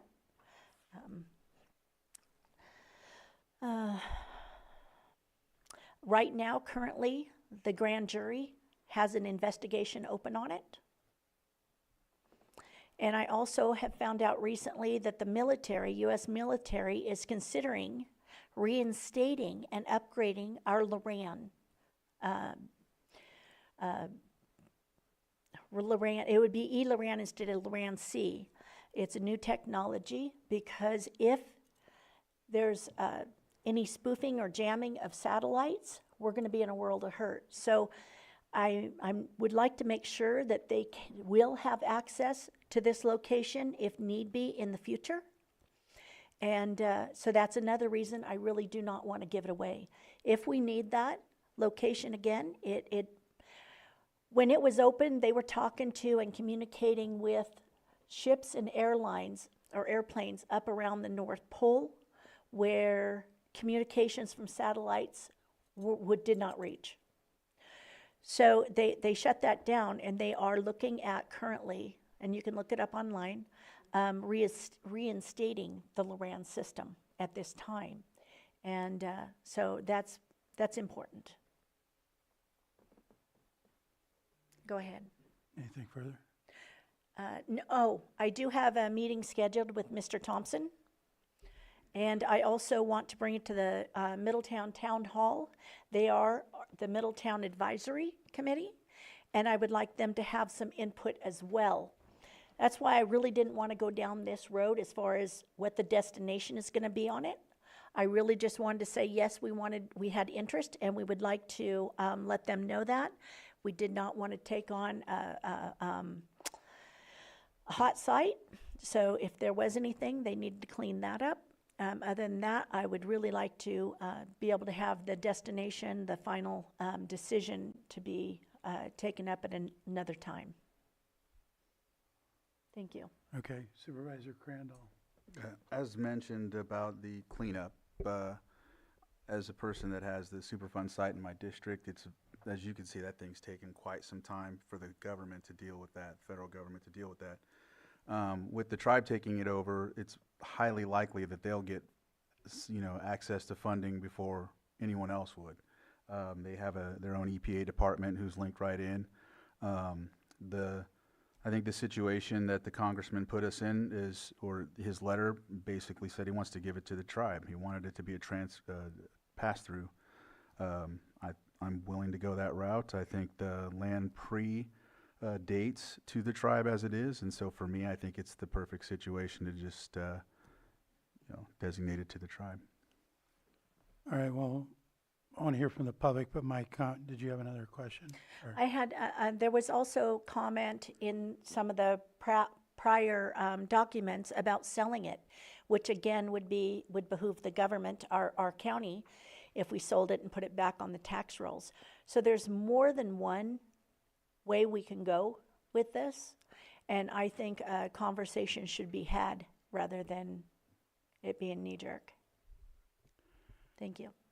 All right, my comment at this point, I've heard some of those ideas, and those are not bad ideas. The problem I have with this right now is this potentially been going on since 1996, and back in 2014, at least back to 2014, there's been active discussions with the Middletown Rancheria, and we had a legal action of a board in 2016 that declined to take the property, and then it was told to someone else, that being the tribe, that they could get access to that property. So that's where I have a concern right now, because for 10 years they've been told they could have it.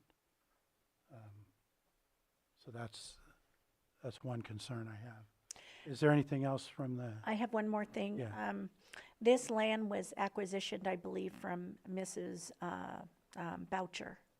So I know one of the people that were interested in purchasing it lived next door, and it was part of his ranch that was acquisitioned by the military. Okay. Thank you. Supervisor Sabatier? That name rang a bell. I was just on that street called Boucher, so I'm guessing it's probably named after that person. Again, I think for some reason it's not similar, but to the 2008 general plan thing, like just because something was done doesn't mean we can't review it, but in reviewing it, I don't think we're in a position to take on this situation. I still think that there's a potential opportunity for partnership and collaboration, and why not have those conversations? I think that the more we have partnerships and collaboration, the more we build our relationships, and if there's nothing that we can agree on and find, then that's fine too. I don't think that the county is in a position to take on the land, but I think we are in a position to have conversations, and again, I think those are healthy things to have conversations about. If it doesn't work out, it doesn't work out, but yeah, that's where I am at this moment in time. Well, and I would have a question too. How much would that cost the county? What all do? Those are all conversations, absolutely. Yeah, and I don't know, but anyway, unless did you have further? Nope. Okay. Then I'll go ahead and open it up to the public. And I think how many folks do we have online? 2? I'm going to go ahead and start this one online. Moke Simon? Okay. Mr. Simon, if you could unmute and state your name for the record, you'll have 3 minutes. Yes, can you hear me? Yes, we can. Excellent.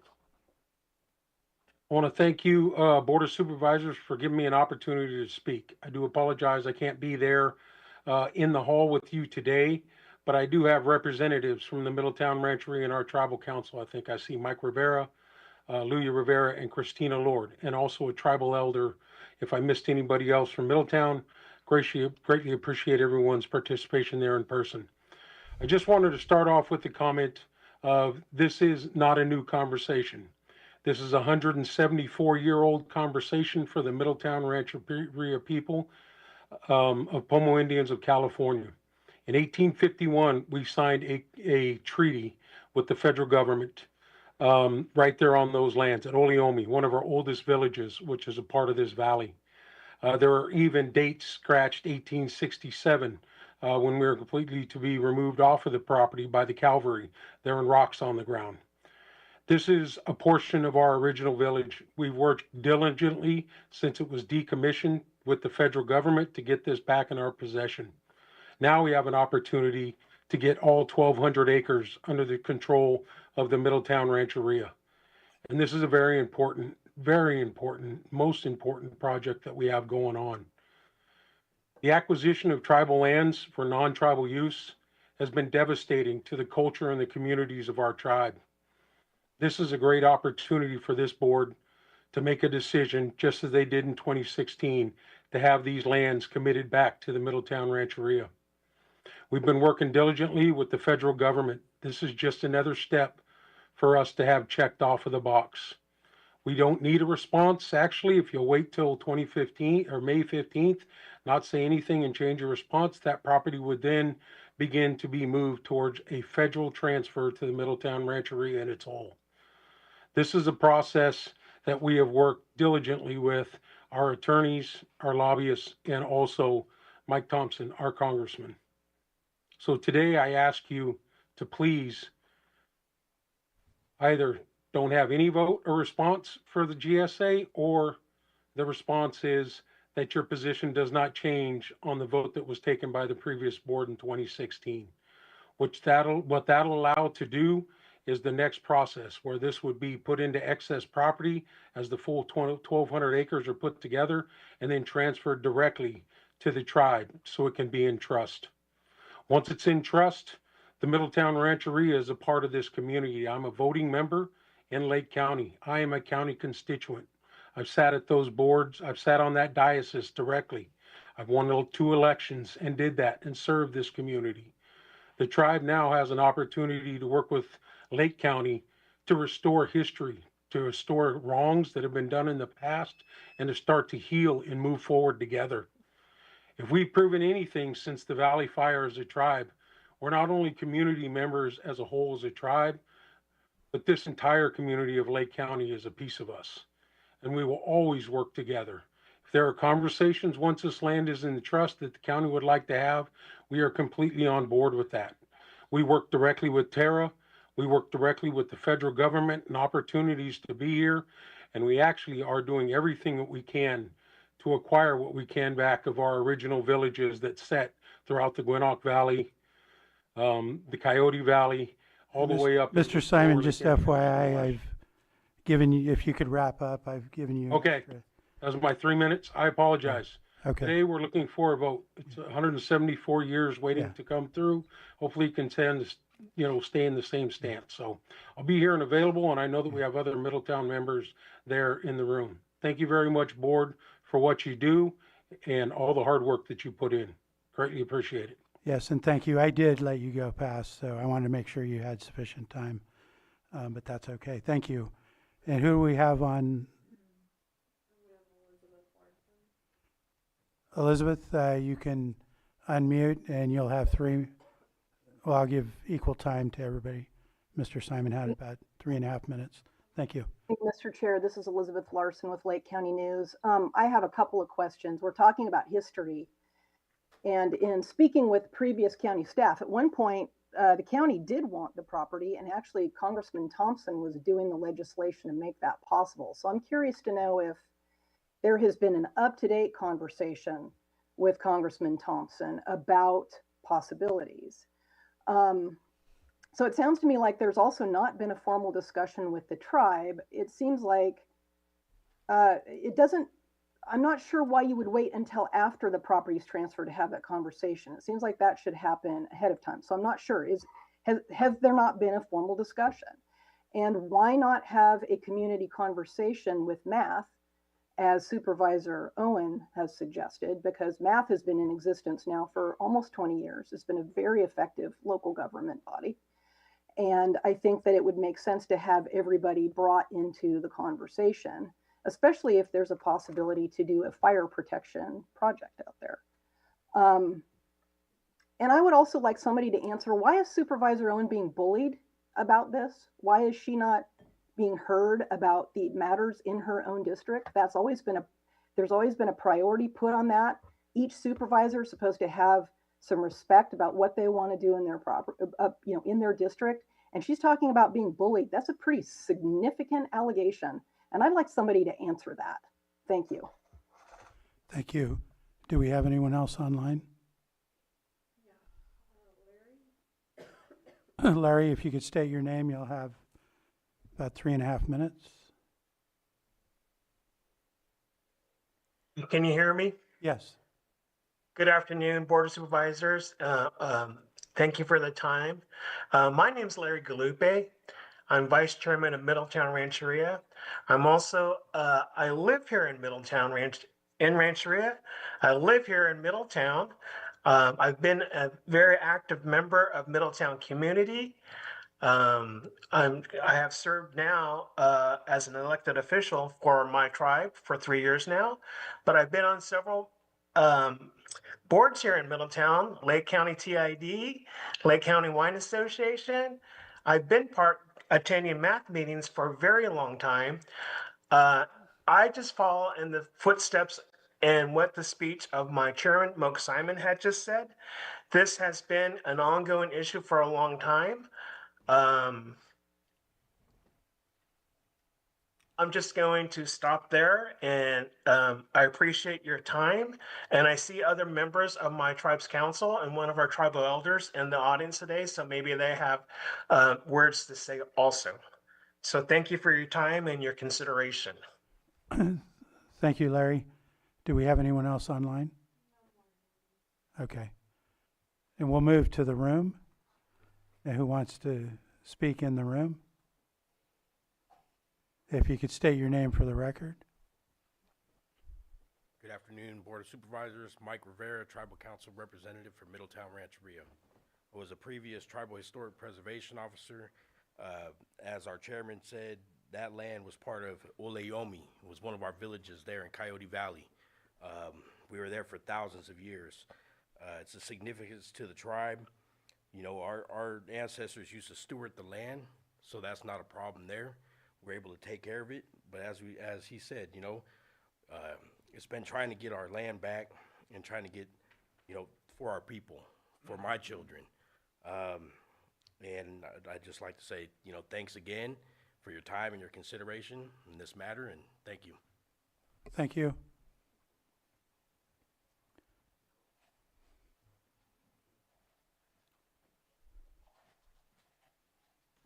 Thank you. Good afternoon, Honorable Board. My name is Luya Rivera. I'm the elected Tribal Council Secretary for Middletown Rancheria. I thank you for your time and attention to the item of the congressional transfer of the long decommissioned Loran Station, known to our tribe as ancestral lands. As has been established and acknowledged publicly by the governor in 2019, due to the history of the United States government's efforts to eradicate tribal people across the land, tribes must work tirelessly to regain our ancestral sites, including our sacred places, our ceremonial lands, our burial and birthplaces. Middletown Rancheria specifically has continued the process to regain the Loran Station, coming on 25 years. This work has been overseen by the elders of our tribe, including my father, who worked as a tribal monitor and gave direction to the next generations to continue to reestablish tribal ancestral lands. While he has since passed in 2013, his grandchildren will know of his efforts and the tribe's. Middletown Rancheria understands the requirements and responsibilities of land stewardship and has demonstrated such through our partnerships and collaborations with many agencies, including tribal, federal, state, county, and NGOs. Middletown Rancheria has worked on air quality, climate, and fire protection initiatives in Lake County in many capacities. We reiterate the process and the importance of this land to our tribe. Again, this is not a new idea.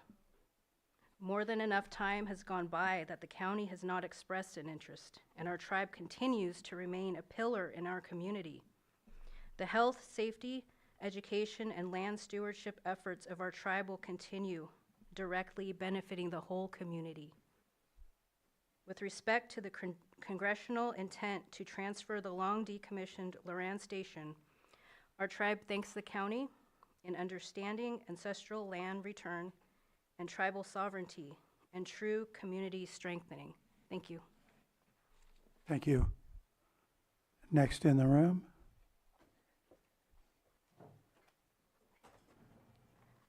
Hello, Board of Supervisors. My name is Christina Lord. I'm a tribal leader of the Middletown Rancheria and a native of the Middletown community. I'm here today to speak on the Loran Station property in Middletown. The land is not just another parcel. It is part of their tribe's ancestral territory and holds deep cultural, historical, and spiritual significance to our people. It includes areas used for ceremony and has long supported our traditional way of life. Although the property was later used by the federal government, it was never truly separated from our connection for it. Today, we are asking for a path forward, one that recognizes our history and respects our continued connection to this land. We are committed to ensuring the protection and preservation of this important site for future generations. Thank you for your time. Thank you.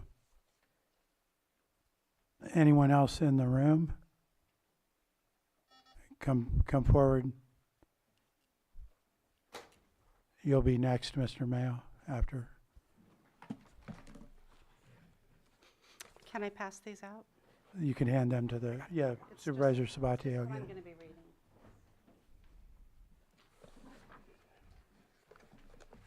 Thank you.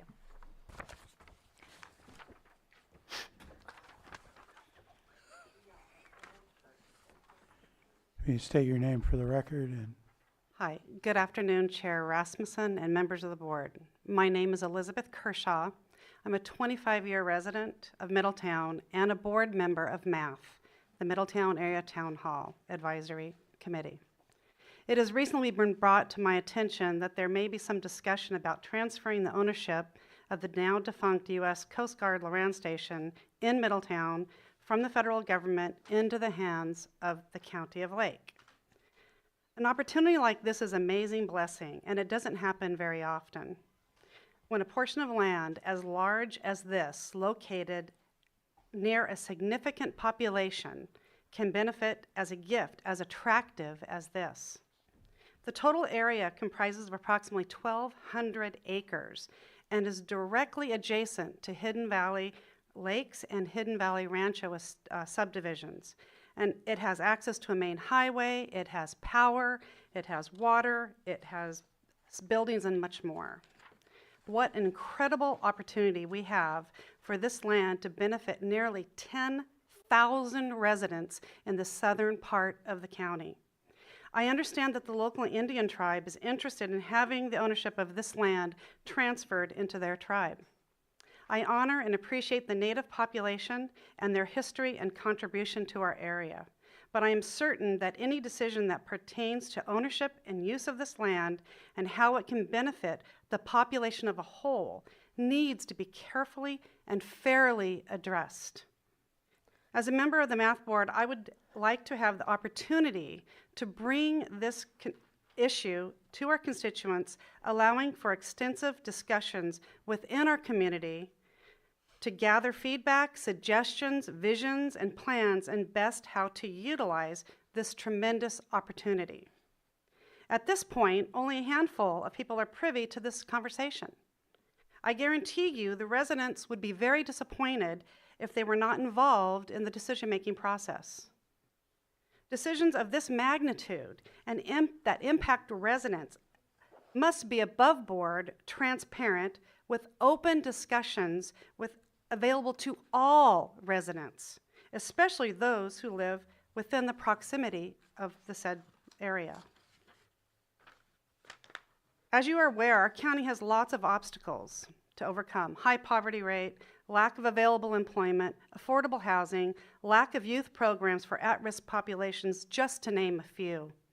I can only imagine how a piece of land with its generous resources could improve the quality of life for the county residents. The open space, the beautiful views, the room to create recreational outlets, as well as incorporating the needs of veterans, senior citizens, emergency heating and cooling stations during PSPS events, community gatherings, outdoor sports complexes, and youth centers, to name a few. I strongly urge you to hold off making any decisions until the time and resources have been provided to adequately inform the public as a responsible and legal and fair manner. Thank you for your support. Thank you. Mr. Mayo, come forward. Okay, do you need help with the mic? Can you get it? He doesn't need any help. Didn't look like it.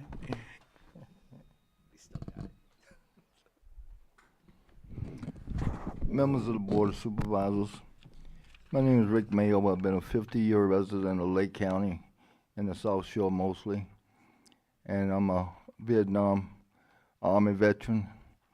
We serve veterans of Lake County, California.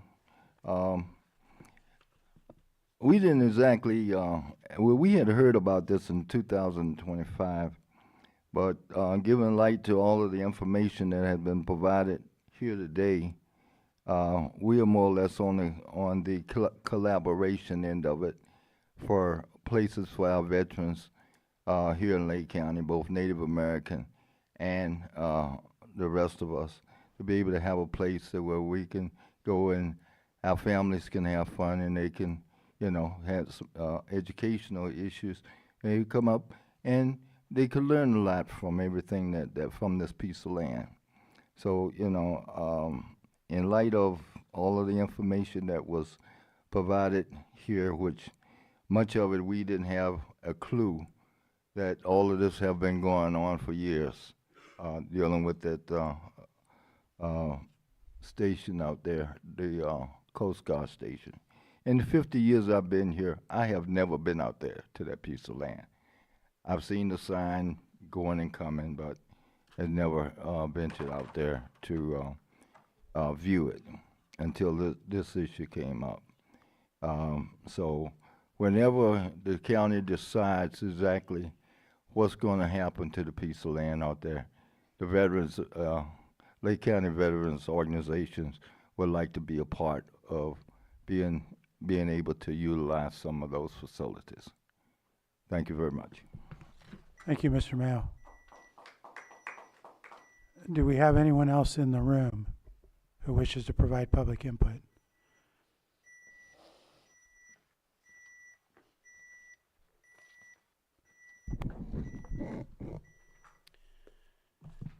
I'm just Charlie today.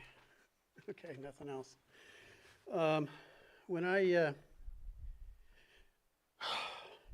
was pulled off a helicopter in Missoula, somebody was there. He didn't care who I was, what color I was, what religion I was. He got me off the helicopter, all right? And I lived, and I went forward. And I'm grateful for a screaming eagle that helped me, okay? This is a really hard situation. I've got a minor in Native American Studies. I know the history. It's ugly. It's really ugly. And I know the county. The county can't police anything. They don't have enough people to go around and inspect stuff. It's just a fantasy. We find that every time I come here for cannabis. We just don't have the people to do stuff, okay? This tribe has a constitution, and that constitution says they're going to take care of the land. They're going to be good stewards, okay? I walked away from math because I was really on the position that I wanted to be part of a good stewardship and not a bad stewardship. I resigned from math, okay? Math can make a decision. I'll be at the meetings. I can do more better than not. But what we have to know is when the shit hit the fan, when VA threw us under the bus, when I needed help the most for PTSD, I was still on active duty wearing this fucking hat. Sorry.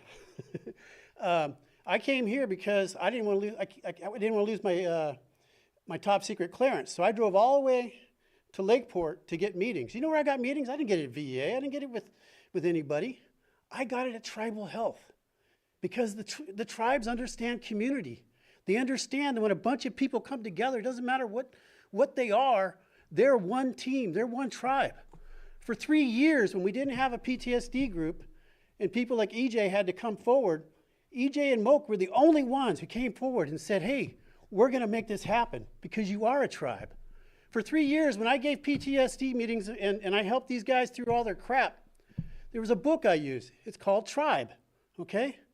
And we are no different as veterans than any other tribe, okay? We need a sense of community and we need a sense of healing. My grandmother and my grandparents, they're all Creek Indians. They all said, baby, go out in the backyard and stomp it out. You've got to go out and do something. And that's what they do. We don't have a successful way of healing. They do. And they've stomped this thing out for 174 years. It's time for all of us to come together and stomp. In Oklahoma, I can go to Oklahoma and I can do a stomp, and I can stomp for as many hours as possible to get all the ugly out of me. And I can be healthy again. I would love to see the tribe get this land and offer it to all the veterans to stomp it out. And if you don't know what stomping means, it just basically, you stomp and stomp and stomp until you have no more energy anymore to deal with all that ugliness. That's all I got. Thank you. Anyone else in the room?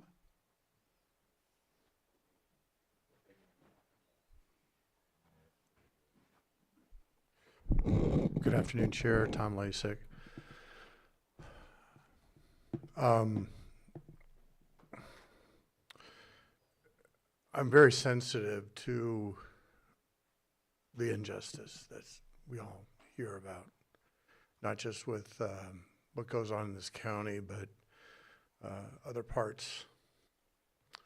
I'm totally okay and actually support the tribe getting its lands back. I have land in the Lakota Nation that if I ever, it's not my land yet, but when it is, it'll go back. But my issue is the process. It really bothers me that there was a lot of behind the scenes, and for lack of better words, skullduggery, to try to make influences without it being transparent. And I find that to be despicable. I think what Supervisor Sabatier asked for is a conversation. Elizabeth Larson asked the question in public comment about having the conversation. Supervisor Owen asked about having the conversation, and I think that's the right thing to do. I think the right thing will probably end up in some form or fashion with the tribe being reconnected with land that it lost.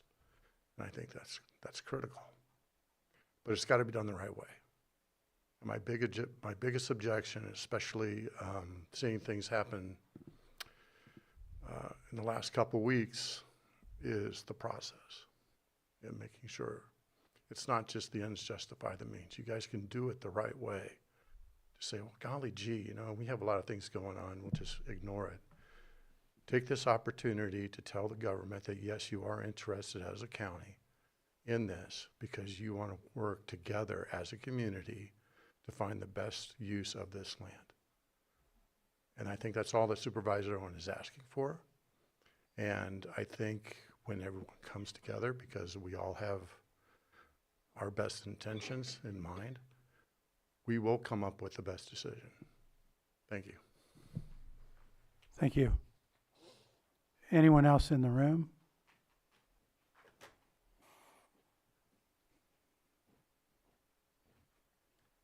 Paul Duncan, just wanted to speak on the part of support for the Middletown Rancheria and them. I have had many experiences with them, and they manage the land very well.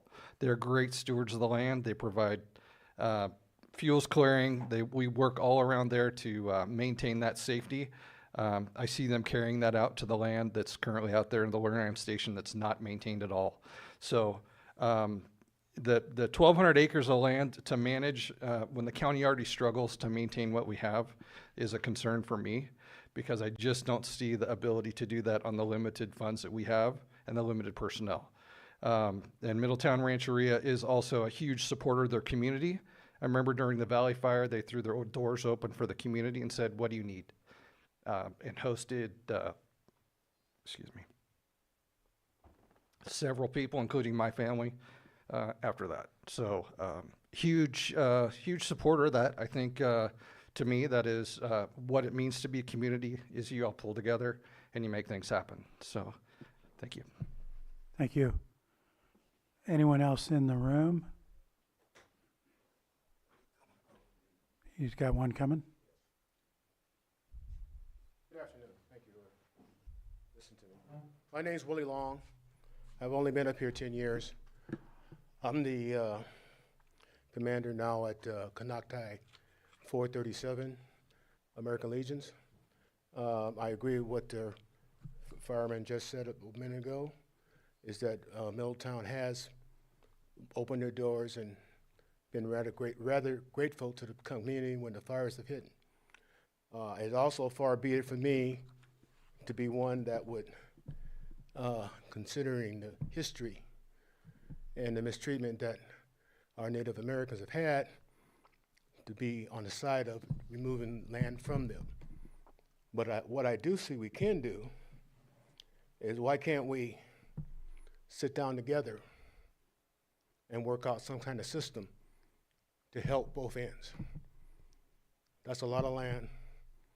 There's a lot of things can be done with it, and we have a lot of things that we need. There is no facilities that we have right now up here that have got a hand out to help the veterans. We have over 6,000 veterans up here in this county, and nobody's doing nothing other than some of these groups that these people belong to right here behind me. Whatever the final decision is that is made on this, I would like to see that the parties sit down, look at the people that can be helped by whatever becomes of the final decision, and see if they can work them in to the future of how this land is used and how it helps the people within this county. I think that would be the best foot forward. I think everybody would be happy with that. And instead of me or them, it would be we. Thank you. Thank you. Do we have anyone else in the room? Not seeing anyone. I'm going to go ahead and close public comment and bring it back to the board for further discussion or possible action. Do we have anything further? Action or direction? Action, or is it direction? Yeah, direction to staff. You have your hand up? Just final comment. I appreciate all the words. And I think that we don't hold the cards in this situation to make any requests. We all know of things that the county currently owns that we need to do better in stewarding or upgrading or maintaining. And so to say that we should say yes, I think gives me pause and concern. I appreciate the potential for the vision, but I think that we have a partner in our communities that wants to do the right thing, has shown to do the right thing, and has participated in collaboration. And I hope that we can continue the conversation, post this conversation in a more personable way, to see how can we contribute to getting something we all would like to see, and what is it that you would like to see, and let's go from there. Because I think that's the way that I would like to approach the city of Clear Lake. That's like the way that I would like to approach the city of Lakeport, and that is the way that I would like to approach any of the tribes, because we should be looking for successes for all of us, and not just who owns the successes. And who owns the land or who's running the program. To me, it's about how are we doing and how can we help each other to get to where we're going. So I think today I mean, there was some comments. This was a letter we received on March 16th. Yes, we could have had an earlier conversation from letters we received all the way back in 2024. That did not occur. But I don't believe there's going to be a reversal, and granted, sometimes the federal government seems to reverse its course quickly, but I would like to believe that that's not what we're going to see, and so let's figure out a way forward, and I think the way forward is laid out for us to easily take on, and hoping that we can engage in that conversation and go from there. Go ahead, Supervisor Crandall. I know that Chairman Simon was online, and he said if there's any questions that we can ask him one. Do you think that's possible if he's Yes. still on? Chairman, are you still there? He's, okay, can you? Okay, you can unmute Chair Simon. And Yeah, I'm here. Can you hear me? Yeah, did you hear that question? I have a question, Chair Simon. We have veterans here that they are looking for an area to serve 6,000 veterans. Well, not 6,000 veterans, but whoever the amount, the great amount, whoever needs the help. I'm not sure exactly, where this lands and when it goes to where it goes the direction that you said. If it goes to the direct distribution to you from the federal government, even if that happens, let's say hypothetically that happens, would the tribe be willing to talk with this group of veterans, if that's the case, and even if it's the case in any capacity? I just wanted to throw that out there because they're here. They seem to all want to work together. We've heard a couple of veterans that have talked about supporting the tribe as well. So I just wanted to pose the question as I heard it offered and mentioned anyhow. So, direct answer to your question is we support the veterans in Lake County. We also have 13 veterans buried in our cemetery. I'll be reading their names at the Memorial Day ceremony in Middletown. So we have veterans too that are on our ranch. We don't have any living veterans. Our last one passed 3 years ago, Brad Knight, at this point. So getting the property directly turned over to the tribe, we're willing to have any conversation with the veterans or even the county as we move forward with the development of this property. It is for our tribal members, and ultimately, we are always open to having conversations with the community, just as we do with all of our evacuation shelters and other things.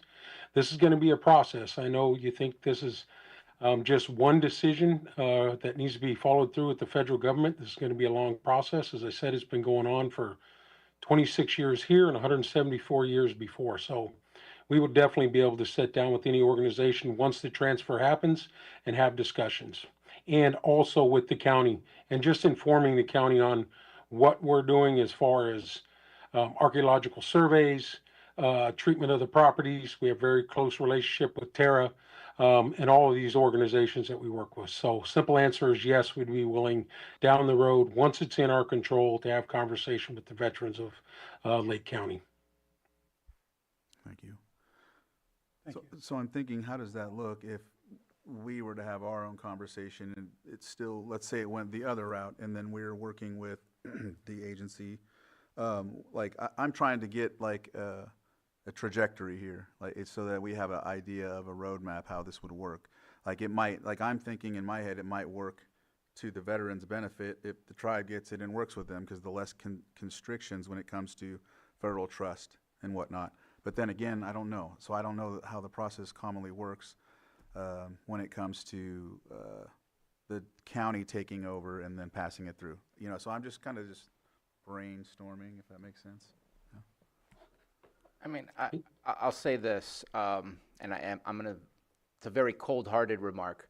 There are very specific expectations if we say yes. And not that I want the tribe to take on those expectations, but they're saying they want to take care of that, of the expectations, Right. because those were the same expectations set for whoever the land was going to. I don't think we're in a position to meet those expectations, and so to me, it's not a valid option in my mind, and that's just where I am. Which is not a valid option. To say yes to saying we want to take on this land. Thank you. And then potentially pass it through, because even if we pass it through, I feel like we're saying yes to the expectations, and what's the timeline for passing it through? And I just don't want to be held on expectations that I don't believe that as a county we can meet at this moment in time. So you're saying that if we accept it, either way, in your mind, accepting it is a burden as it is, regardless of where it goes?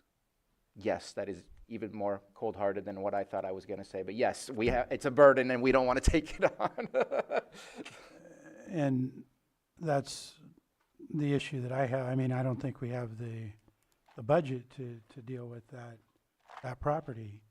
I appreciate the ideas, and those are great ideas, but then going back to the other issue, I mean, our board legally in 2016 dealt with this issue and had a vote in front of the public that said, we don't want the land.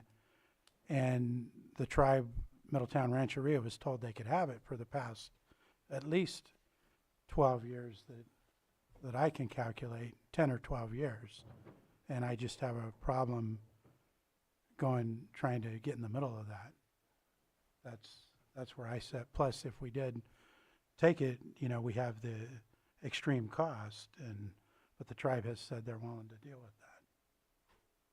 May I add something? Yes, go ahead, please. What I had envisioned, first of all, going back to 2014, it was never brought to the public. It was never brought to math. It was never brought to the veterans. It was not brought to emergency services. There really wasn't a deep dive into whether it could serve the betterment of the entire community. When I was first asked to sign the paperwork in March, two months after I had taken office, I was drinking from a fire hose.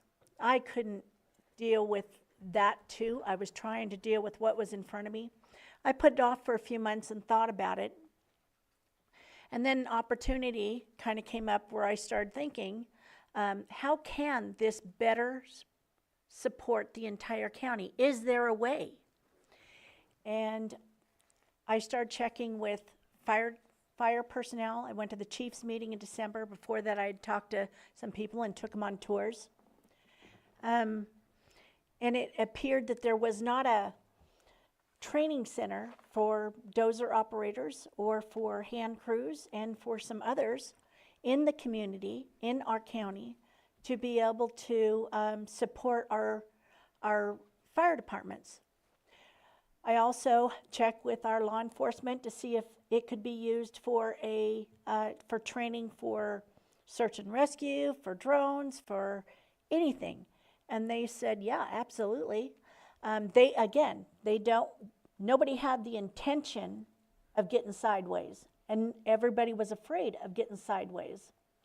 So often when I gave that question, I first asked if they could benefit from it, because I wanted honest answers. I didn't want a marshmallow backbone saying, ooh, they don't want to get sideways from somebody. And then I would come forth and tell them that there was also other interest. I've also had a number of conversations. I also spoke with the veterans to see if they had use for it. I knew there had been a veterans cabin or a serviceman's cabin down there by the creek, which had burned down. and there's a great fishing spot down there. There's also like about a 10,000 square foot, it's basically like a bomb shelter that's there that was used for it's a huge building, all concrete. The walls are feet thick. And I also always had that in the back of my mind that I was worried if we ever needed it back for communications. And it just so happened to be that that's coming forward again right now. As far as military goes for a Loran station, not necessarily that one, they haven't gotten that deep in. I've also had conversations with Mr. Sabatier about doing partnerships and working with the tribe as well. I wanted to put all this on back burner until we stated yes, we wanted it. I'm not the same supervisor that was sitting in the seat back in 2014, and I felt like I needed to do my due diligence to see if the county could benefit, and that was where I was coming from. I also had mentioned it again, as I said earlier, to Tara for training as well.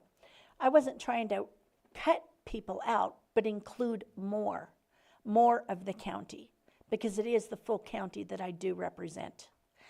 As far as the clearing and stuff, if the fire personnel and there was others that wanted to use it for training, that was going to take care of a lot of the brush that's out there currently. If Tara used it for control burns, so I was looking at working with entities, but all entities, as many as needed it to make it asset for the county. And at one point, some people were mentioning that because we don't have those opportunities for training here right now, that we may be able to host some of the other counties as well for training, which would of course help our economy. So I was looking at it as a big picture. So that's where I am on it. That's where I'll stay on it, because again, I represent everybody. It looks like I do not have the numbers, and that's kind of a sad thing. I know I had talked to Mr. Lars Hewing about it as well, but we never got out there to take a tour to see what he thought. But I did speak to a number of different people, and it looked like it could be a benefit to the entire county. Thank you. Thank you. I don't recall which was first. Go ahead. So this is a decades-old conversation, and it did come to the public in 2016, and that's when the board did vote on it. And the District 1 supervisor at that time really agreed with this, because at the time, the estimated cost was $55,000, which we know that's much greater now. And we're not being asked to do a pass-through. We're being asked if we want it or not. And we don't have a plan, and I appreciate your ideas, they're really good ideas, and maybe we could find a different location that's a less sensitive area. This is a highly sensitive area. There might be a better location for a training site. So when this board made this decision in 2016, Congressman Thompson started working with the tribe. And I don't see any reason to step in now and say we have interest in this property when we don't have any shovel-ready plans. We don't have any plans right now. So I'm good with continuing with the last board's decision and allowing Congressman Thompson to further the work that he's been doing with the tribe and that partnership. Supervisor Crandall. Well, she said it was on the agenda in 2016, and I know that math was in existence back then. I know that my town halls are pretty in tune with the agenda items that are covering areas in their jurisdiction, so I'm pretty sure this either went to math or it was known by the group. So I know that it was on the, I'm just seeing now that it's on the agenda. Well, not seeing now, but I'm just looking at the memo where it shows it was brought to the board. So it was noticed and even put out in a meeting, so. All right, go ahead, Supervisor Sabatier. I just want to speak about two more things. One, there was a public comment about bullying, and I feel I need to at least make a statement. I'm going to say very sarcastically, I don't believe any of my colleagues have ever been bullied by anybody, period, by being in the position that you're in. Everybody's really nice. Everybody's really free-spirited about everything. Unfortunately, Oh, by staff? no. In general? Just in general, because that was not a statement that was made necessarily about staff. There was other people in the group that she walked out with. I think there's also times where staff are put in a bind, where awkward positions are created.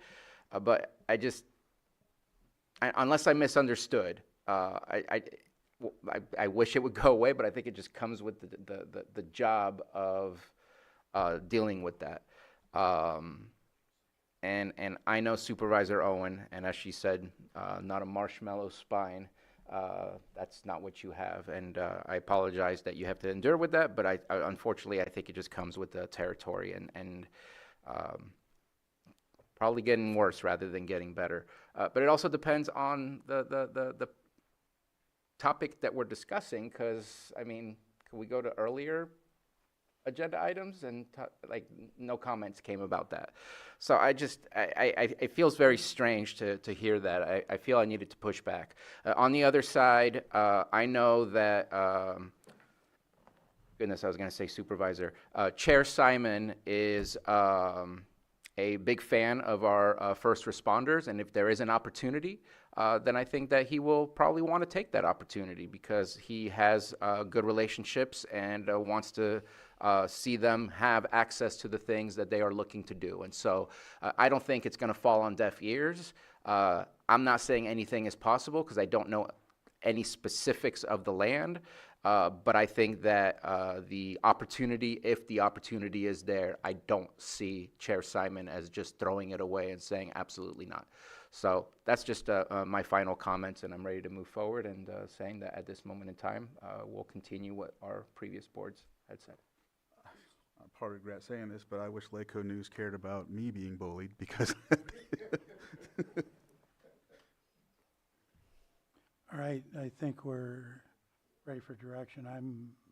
This is just direction, right? Yeah. I'm not in favor of changing the previous board's decision. It sounds like we have consensus in that direction. Yeah, go ahead. One final comment. I wish we were better prepared to say we could do something here. And I hope that we will change that in the near future.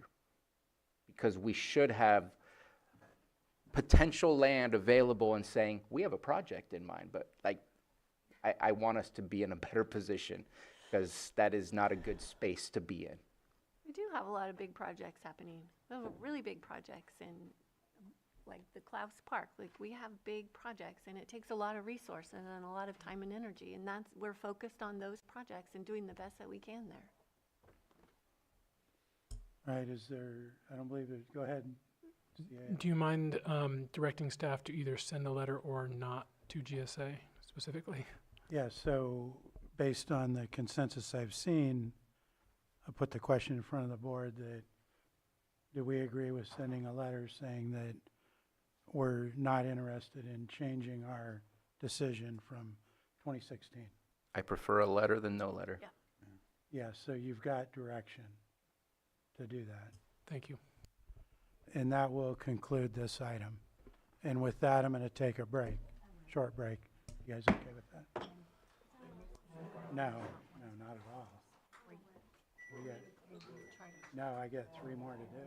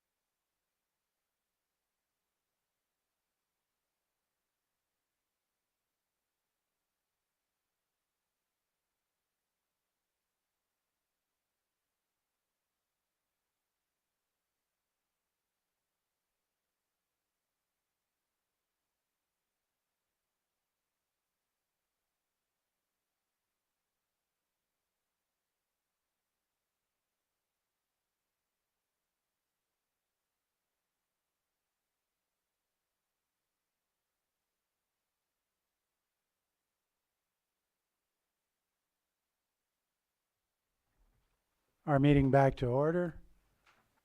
We're good, Jaden? Yeah, okay.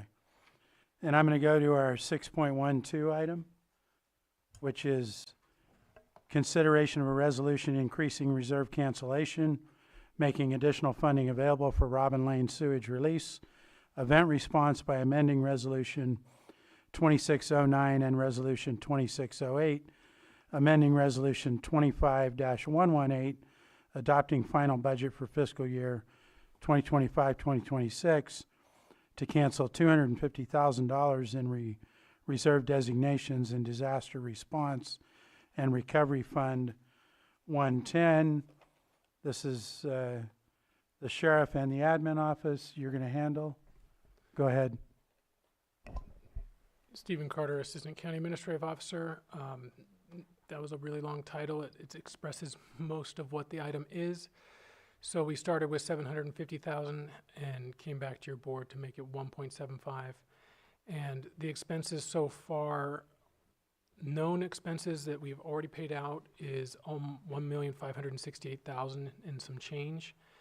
And the additional known costs are a little over $191,000, which puts us over the $1.75 million. And to be honest with you, I know of some numbers that are not included here, so we're pretty hopeful that the $250,000 requested increase is enough to cover the remaining installs, water testing, and everything related to this disaster. So that's what we're requesting, is to increase the overall allowance reserve adjustment by $250,000 for this disaster. Okay, now that we're starting to get all the bells on this, so we have a decent idea that they're trickling down, but they're slowing down, but we are still receiving some that bills. Like we just received one today from an install. So it is still trickling in, but it's not done. We're just slowing down enough to where we can theoretically, we have a grasp on what it's going to cost overall. okay. Supervisor Sabatier? So, obviously this needs to happen, so that's not my reason for the comment. Absolutely approve of doing this. I know that I'll be having a conversation with Incident Command. There was a protest on Saturday in front of the Special District's office.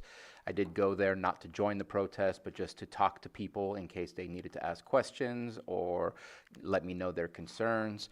I do have a list of concerns that I want to have a conversation about. What does the ending look like?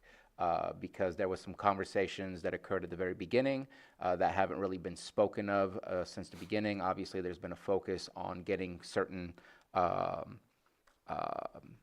things done and accomplished in order to get to the end. But I just want to make sure that we have these conversations, and then there's some obviously little concerns that just a conversation to see where we're at. But it's not easy. There's obviously an impact for those that are still living there, still dealing with this, even after the release and being told that their water is good to drink. So I wanted to at least express that, and for time's sake, I had planned with more questions. What I would like to know is, and thank you very much, I know at one point you did send me the list of what has been paid for thus far. I think it's important for the board to not just know the total amount, but what are we paying for? What exactly was paid for? I know that recently more light bulbs and more filters were provided. I was surprised about that, but those things seem to be additional things. And so I think it's good for the board to be aware of certain details rather than just a grand scheme of how much. Then quickly on just that one specific note, it was determined by IC that we would give 2 filters and 1 UV bulb replacement, because that would theoretically last at least another year before you. So it like doubled the life of the unit, and it was not twice as expensive kind of thing. So that was a total of 3 filters and 2 bulbs for each. 2 extra filters and 1 extra bulb, and then the whole unit put together already. Okay. Anything further? Okay. And that was relatively cheap overall for And I can send the spreadsheet if the board would like, an informational only with the breakdown of the cost so far. Well, I think that'd be helpful to see. I mean, I don't know what, Since Budget Unit 1920 took over, what was though. that? Yeah, I don't know what they all are, so I wouldn't mind seeing it. Dakota, do we would you have- please send that? Thank you. Do we have any other questions right now before I open this to the public? I'll go ahead and open it to the public. Do we have anybody in the room? Not seeing anyone online? No hands? Cassandra, if you could state your name for the record, and you'll have 3 minutes. Hello, Board. Cassandra here. I'm here as a resident directly impacted by the Robin Lane sewer spill. Today marks 100 days since January 11, 100 days since millions of gallons of sewage entered our community into the ground and into the water that many of us rely on every day. After 100 days, we're still asking these basic questions. Is our water safe? What exactly happened? How is this response being managed? At the same time, many of us are still paying out of pocket. We're paying for water, we're paying for additional filtration, we're paying for self-mitigation and for damage to systems like softeners that have been ruined by the event. Today, you're considering another $250,000, bringing the total to $2 million. To be clear, I'm not here to oppose that funding. Our community obviously needs those resources, and recovery is going to take time, but funding and accountability have to go together. Right now, residents have not been given a clear breakdown of how this initial $1.75 million has been spent. At the same time, we haven't been giving meaningful opportunities for direct engagement, no town halls where residents can ask questions and get answers. So we're showing up, not to create conflict, but because we're not being given access. After 100 days, transparency should not still be missing. We're asking for a balanced approach, continue the funding, but provide clear accounting. Continue the work, but include the community, please. We deserve to understand what's being done in our name with public funds in response to something that directly affects our health and our homes and our future. We deserve to be heard. And I think that 100 days is long enough to wait for answers. Thank you. Thank you, Cassandra. Do we have anyone else online? Then I'm going to close public comment and bring it back to the board for action. Go ahead. Just a quick question for Johanna, if you don't mind my putting you on the spot. Do we know when we're planning on bringing back the emergency declaration for the 5th of May? Is it possible to attach the spreadsheet to that item, since it's a continuation of the declaration, and having the spreadsheet to be transparent with where the money has been used? That way, it would be there. I'm trying to figure out how to place it on the agenda. It'll be semi-generalized, but it'll say, like potable water, and then a number, and then testing a number. I mean, that's been generalized when you submitted it to me. It wasn't based on an address or anything like that of where the money was spent. We can do that? That would be my request. Okay. Because it would be a good place to attach it, and then it would give the public the chance to review that. We have consensus on that? Yeah. Would that take care of Cassandra's questions? I think there's probably a lot more that's combined with that, but I think it would be a good start there. Okay, thank you. Yeah. Looks like we have consensus for that. And if there's nothing further, Mr. Chair, I offer the resolution. Resolution's been offered. Supervisor Owen? Yes. Supervisor Sabatier? Aye. Supervisor Crandall? Yes. Supervisor Pyska? Yes. And Supervisor Rasmussen? Aye. The motion carries 5-0. Now I'm going to move on to, let's go ahead and handle our 5.3 item. And was that, do you want to start that, Supervisor Sabatier? Yes, and I got answers in my email, and... hang on a second. I need to read that off, I believe. Sorry. Sorry, I apologize.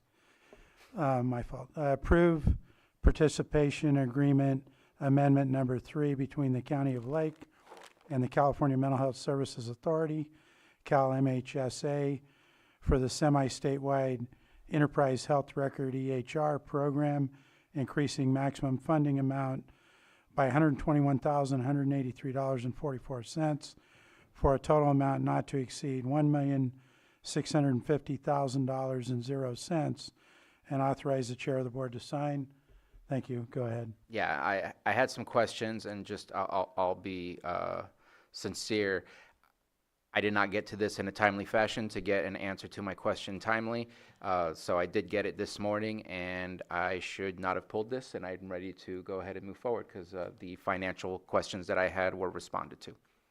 Okay, no other questions from the board. I need to open it to the public. Is there anybody in the room? Not seeing anyone. Nobody online. Bring it back to the board for action. Move to approve amendment number 3 between the County of Lake and California Mental Health Services Authority for the semi-statewide enterprise health record program, increasing the maximum funding amount by $121,183.44 for a total amount not to exceed $1,650,000, and authorize the chair and of the board to sign. Second. I have a motion and a second. All in favor? Aye. Aye. Opposed? That motion carries 5-0.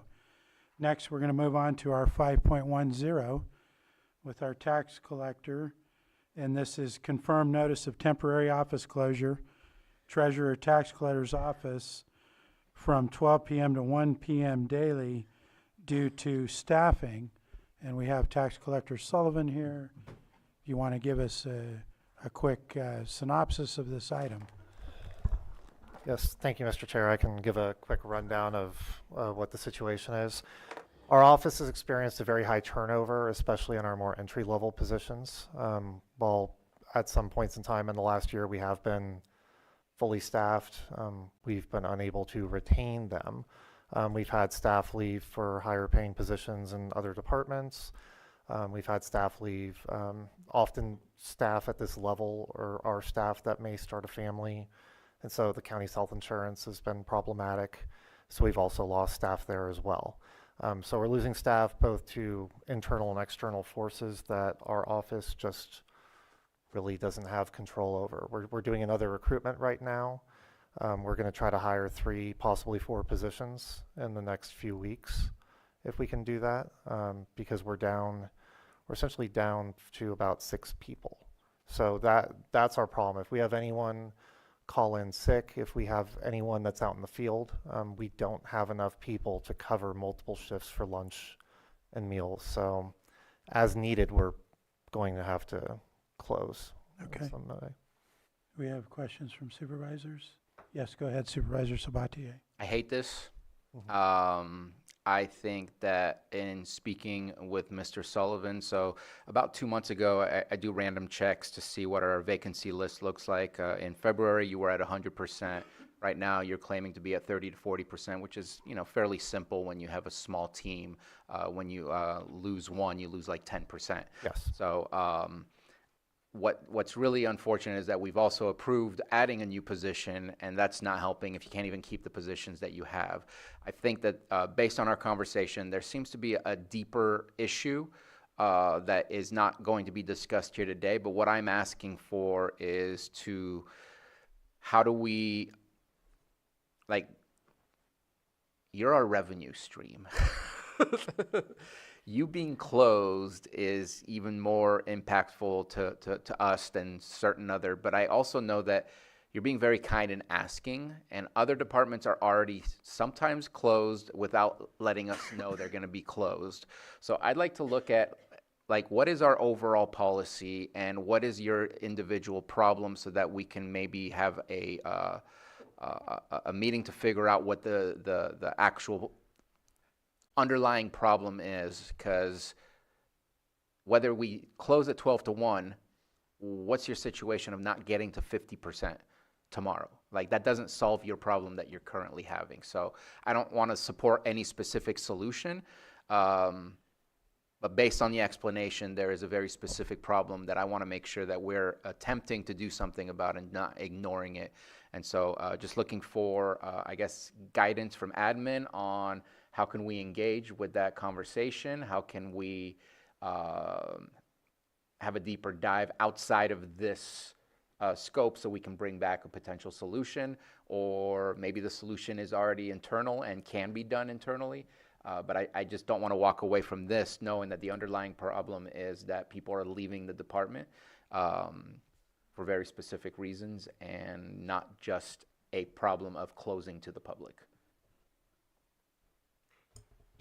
I mean, I'm happy to meet. I was gonna say, yeah, I'm happy to meet with Patrick as often as needed. I mean, until we meet and work it out, that's All kind right, of what I can go say ahead, at this point. Vice Chair Pyska. I think you have told us before the issues that you're up against with staff retention.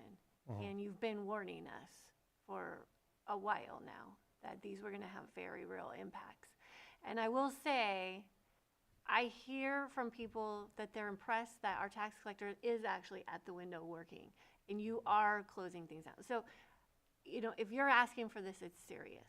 And, you know, it's not something we have to be okay with, but you have to have lunch. And your staff has to have lunch. And this, you know, this is an ongoing conversation on retention, and it's not coming out of the blue. You have warned us. So, I mean, we just need to approve this, and we need to figure out how to better retain staff. And thank you, tax collector served me. He took my Yeah. property tax payment when there wasn't staff. So we need to allow you, in my opinion, to close, but I just wanted to state also, we're past the main property tax deadline, so is it a little slower right now?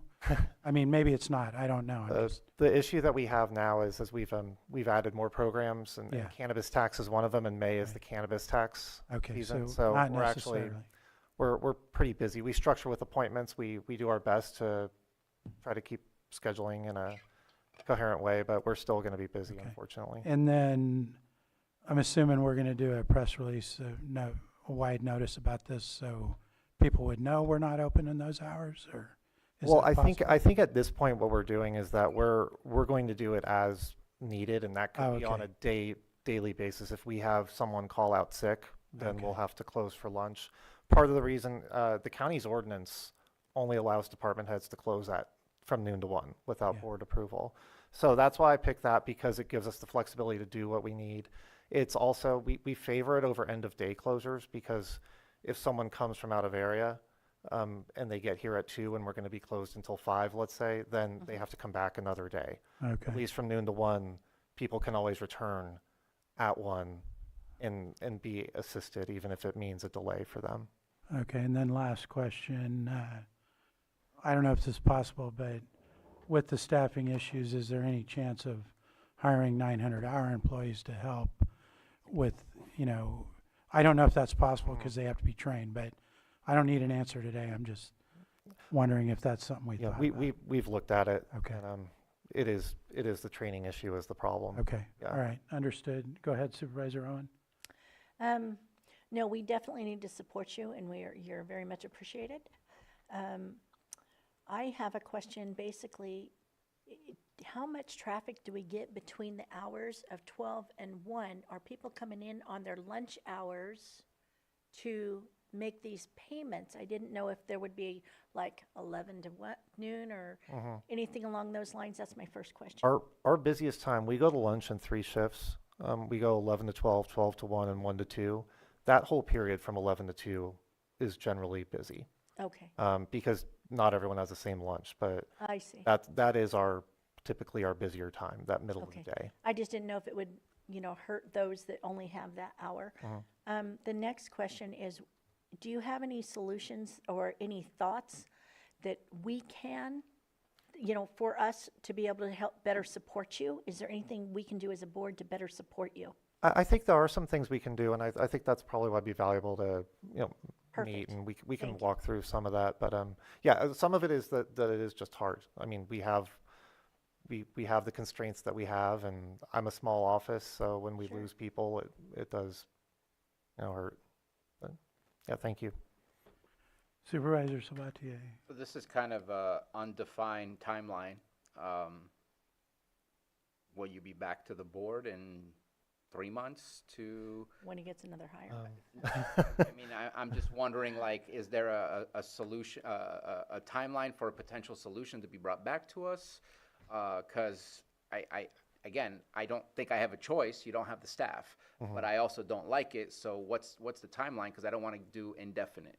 We can definitely update the board in June at budget. And if we get this resolved before then, we can update. We've already submitted all the positions to HR, and they're actually, I think 2 of them are already up today. We have someone else leaving in another week, I believe, so we can't fly that position for another week.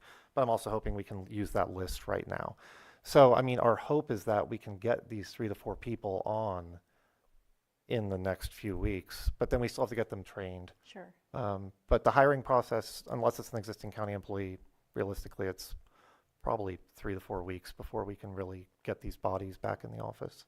And not that I'm necessarily interested, but is your staff on the list for incentives? I believe our accountant class is on the list for incentives. Yeah, we haven't used it before. We have an issue because we often don't fail the recruitment. We do hire, but then the person leaves. So that's probably something else we can talk about. All right, can somebody help me out? I shouldn't have to ask, but did I open it for public yet? No. No. Is there any public here that wants to comment? No hands. I'll close public comment. Did you want to comment on this item? I did. Yes, please. So, sorry, I wasn't a participant today, so I couldn't chime in, so I ran over. Yeah. Remember, the incentives have been changed, so there has to be failed recruitments first. And prior to March, he was fully staffed, so he would not until we have, he meets 3 out of 5 of the criterias, unless we make a change. But he's on the list, that was the question. No. There's no more. Because he hasn't had a failed recruitment yet. Because he was fully staffed until March, and so now we're having the problem, and then so until there are multiple failed recruitments and you meet 3 out of 5 of the criteria, you're not eligible for the incentive. Because we changed that about a year ago or 9 months ago. Okay. And maybe as things happen, we can learn from those things, that if you're at a point where you have to close your office, that maybe we shouldn't wait for another failed recruitment, and so maybe we can review some of that. I don't know, just putting it out there. Certainly. Okay. Anything else, Director? No. Okay. Thank you. All right. There was no hands online, so I'm going to close public comment, bring it back to the board for action, if needed. Direction is? Direction. I'm good. Okay. So you got direction. We'll be as sparing as possible. Thank you. And Casey said she's willing to help and she has experience in your office. 12-1. That's what I was gonna say, you beat me to it. Didn't get lunch either. And well, that was our last public, except for reports, can we forego? I believe you have a majority vote of yes. I got consensus. We're going to forego reports for this week. You don't get to vote. We're going to forego that, so I'm going to read off closed session.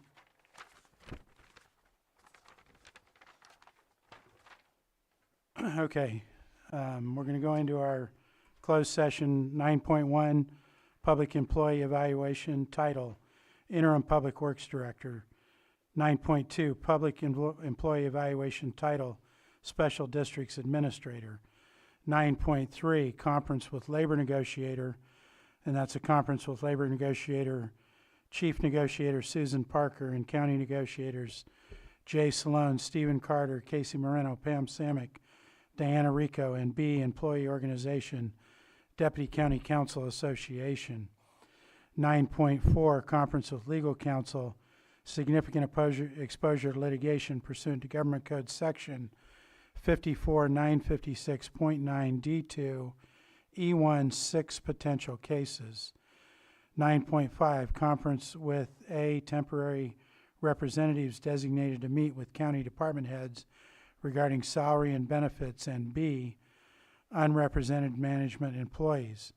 And finally, 9.6, Conference with legal counsel, existing litigation pursuant to Government Code Section 54956.9 D1, that is FERC proceeding number P77, the Potter Valley Hydroelectric Project. Is there anybody in the public that wishes to comment on the titles of any of those items? No hands, nobody in the room. So we're going to close the open session and move into closed session at this point. Um,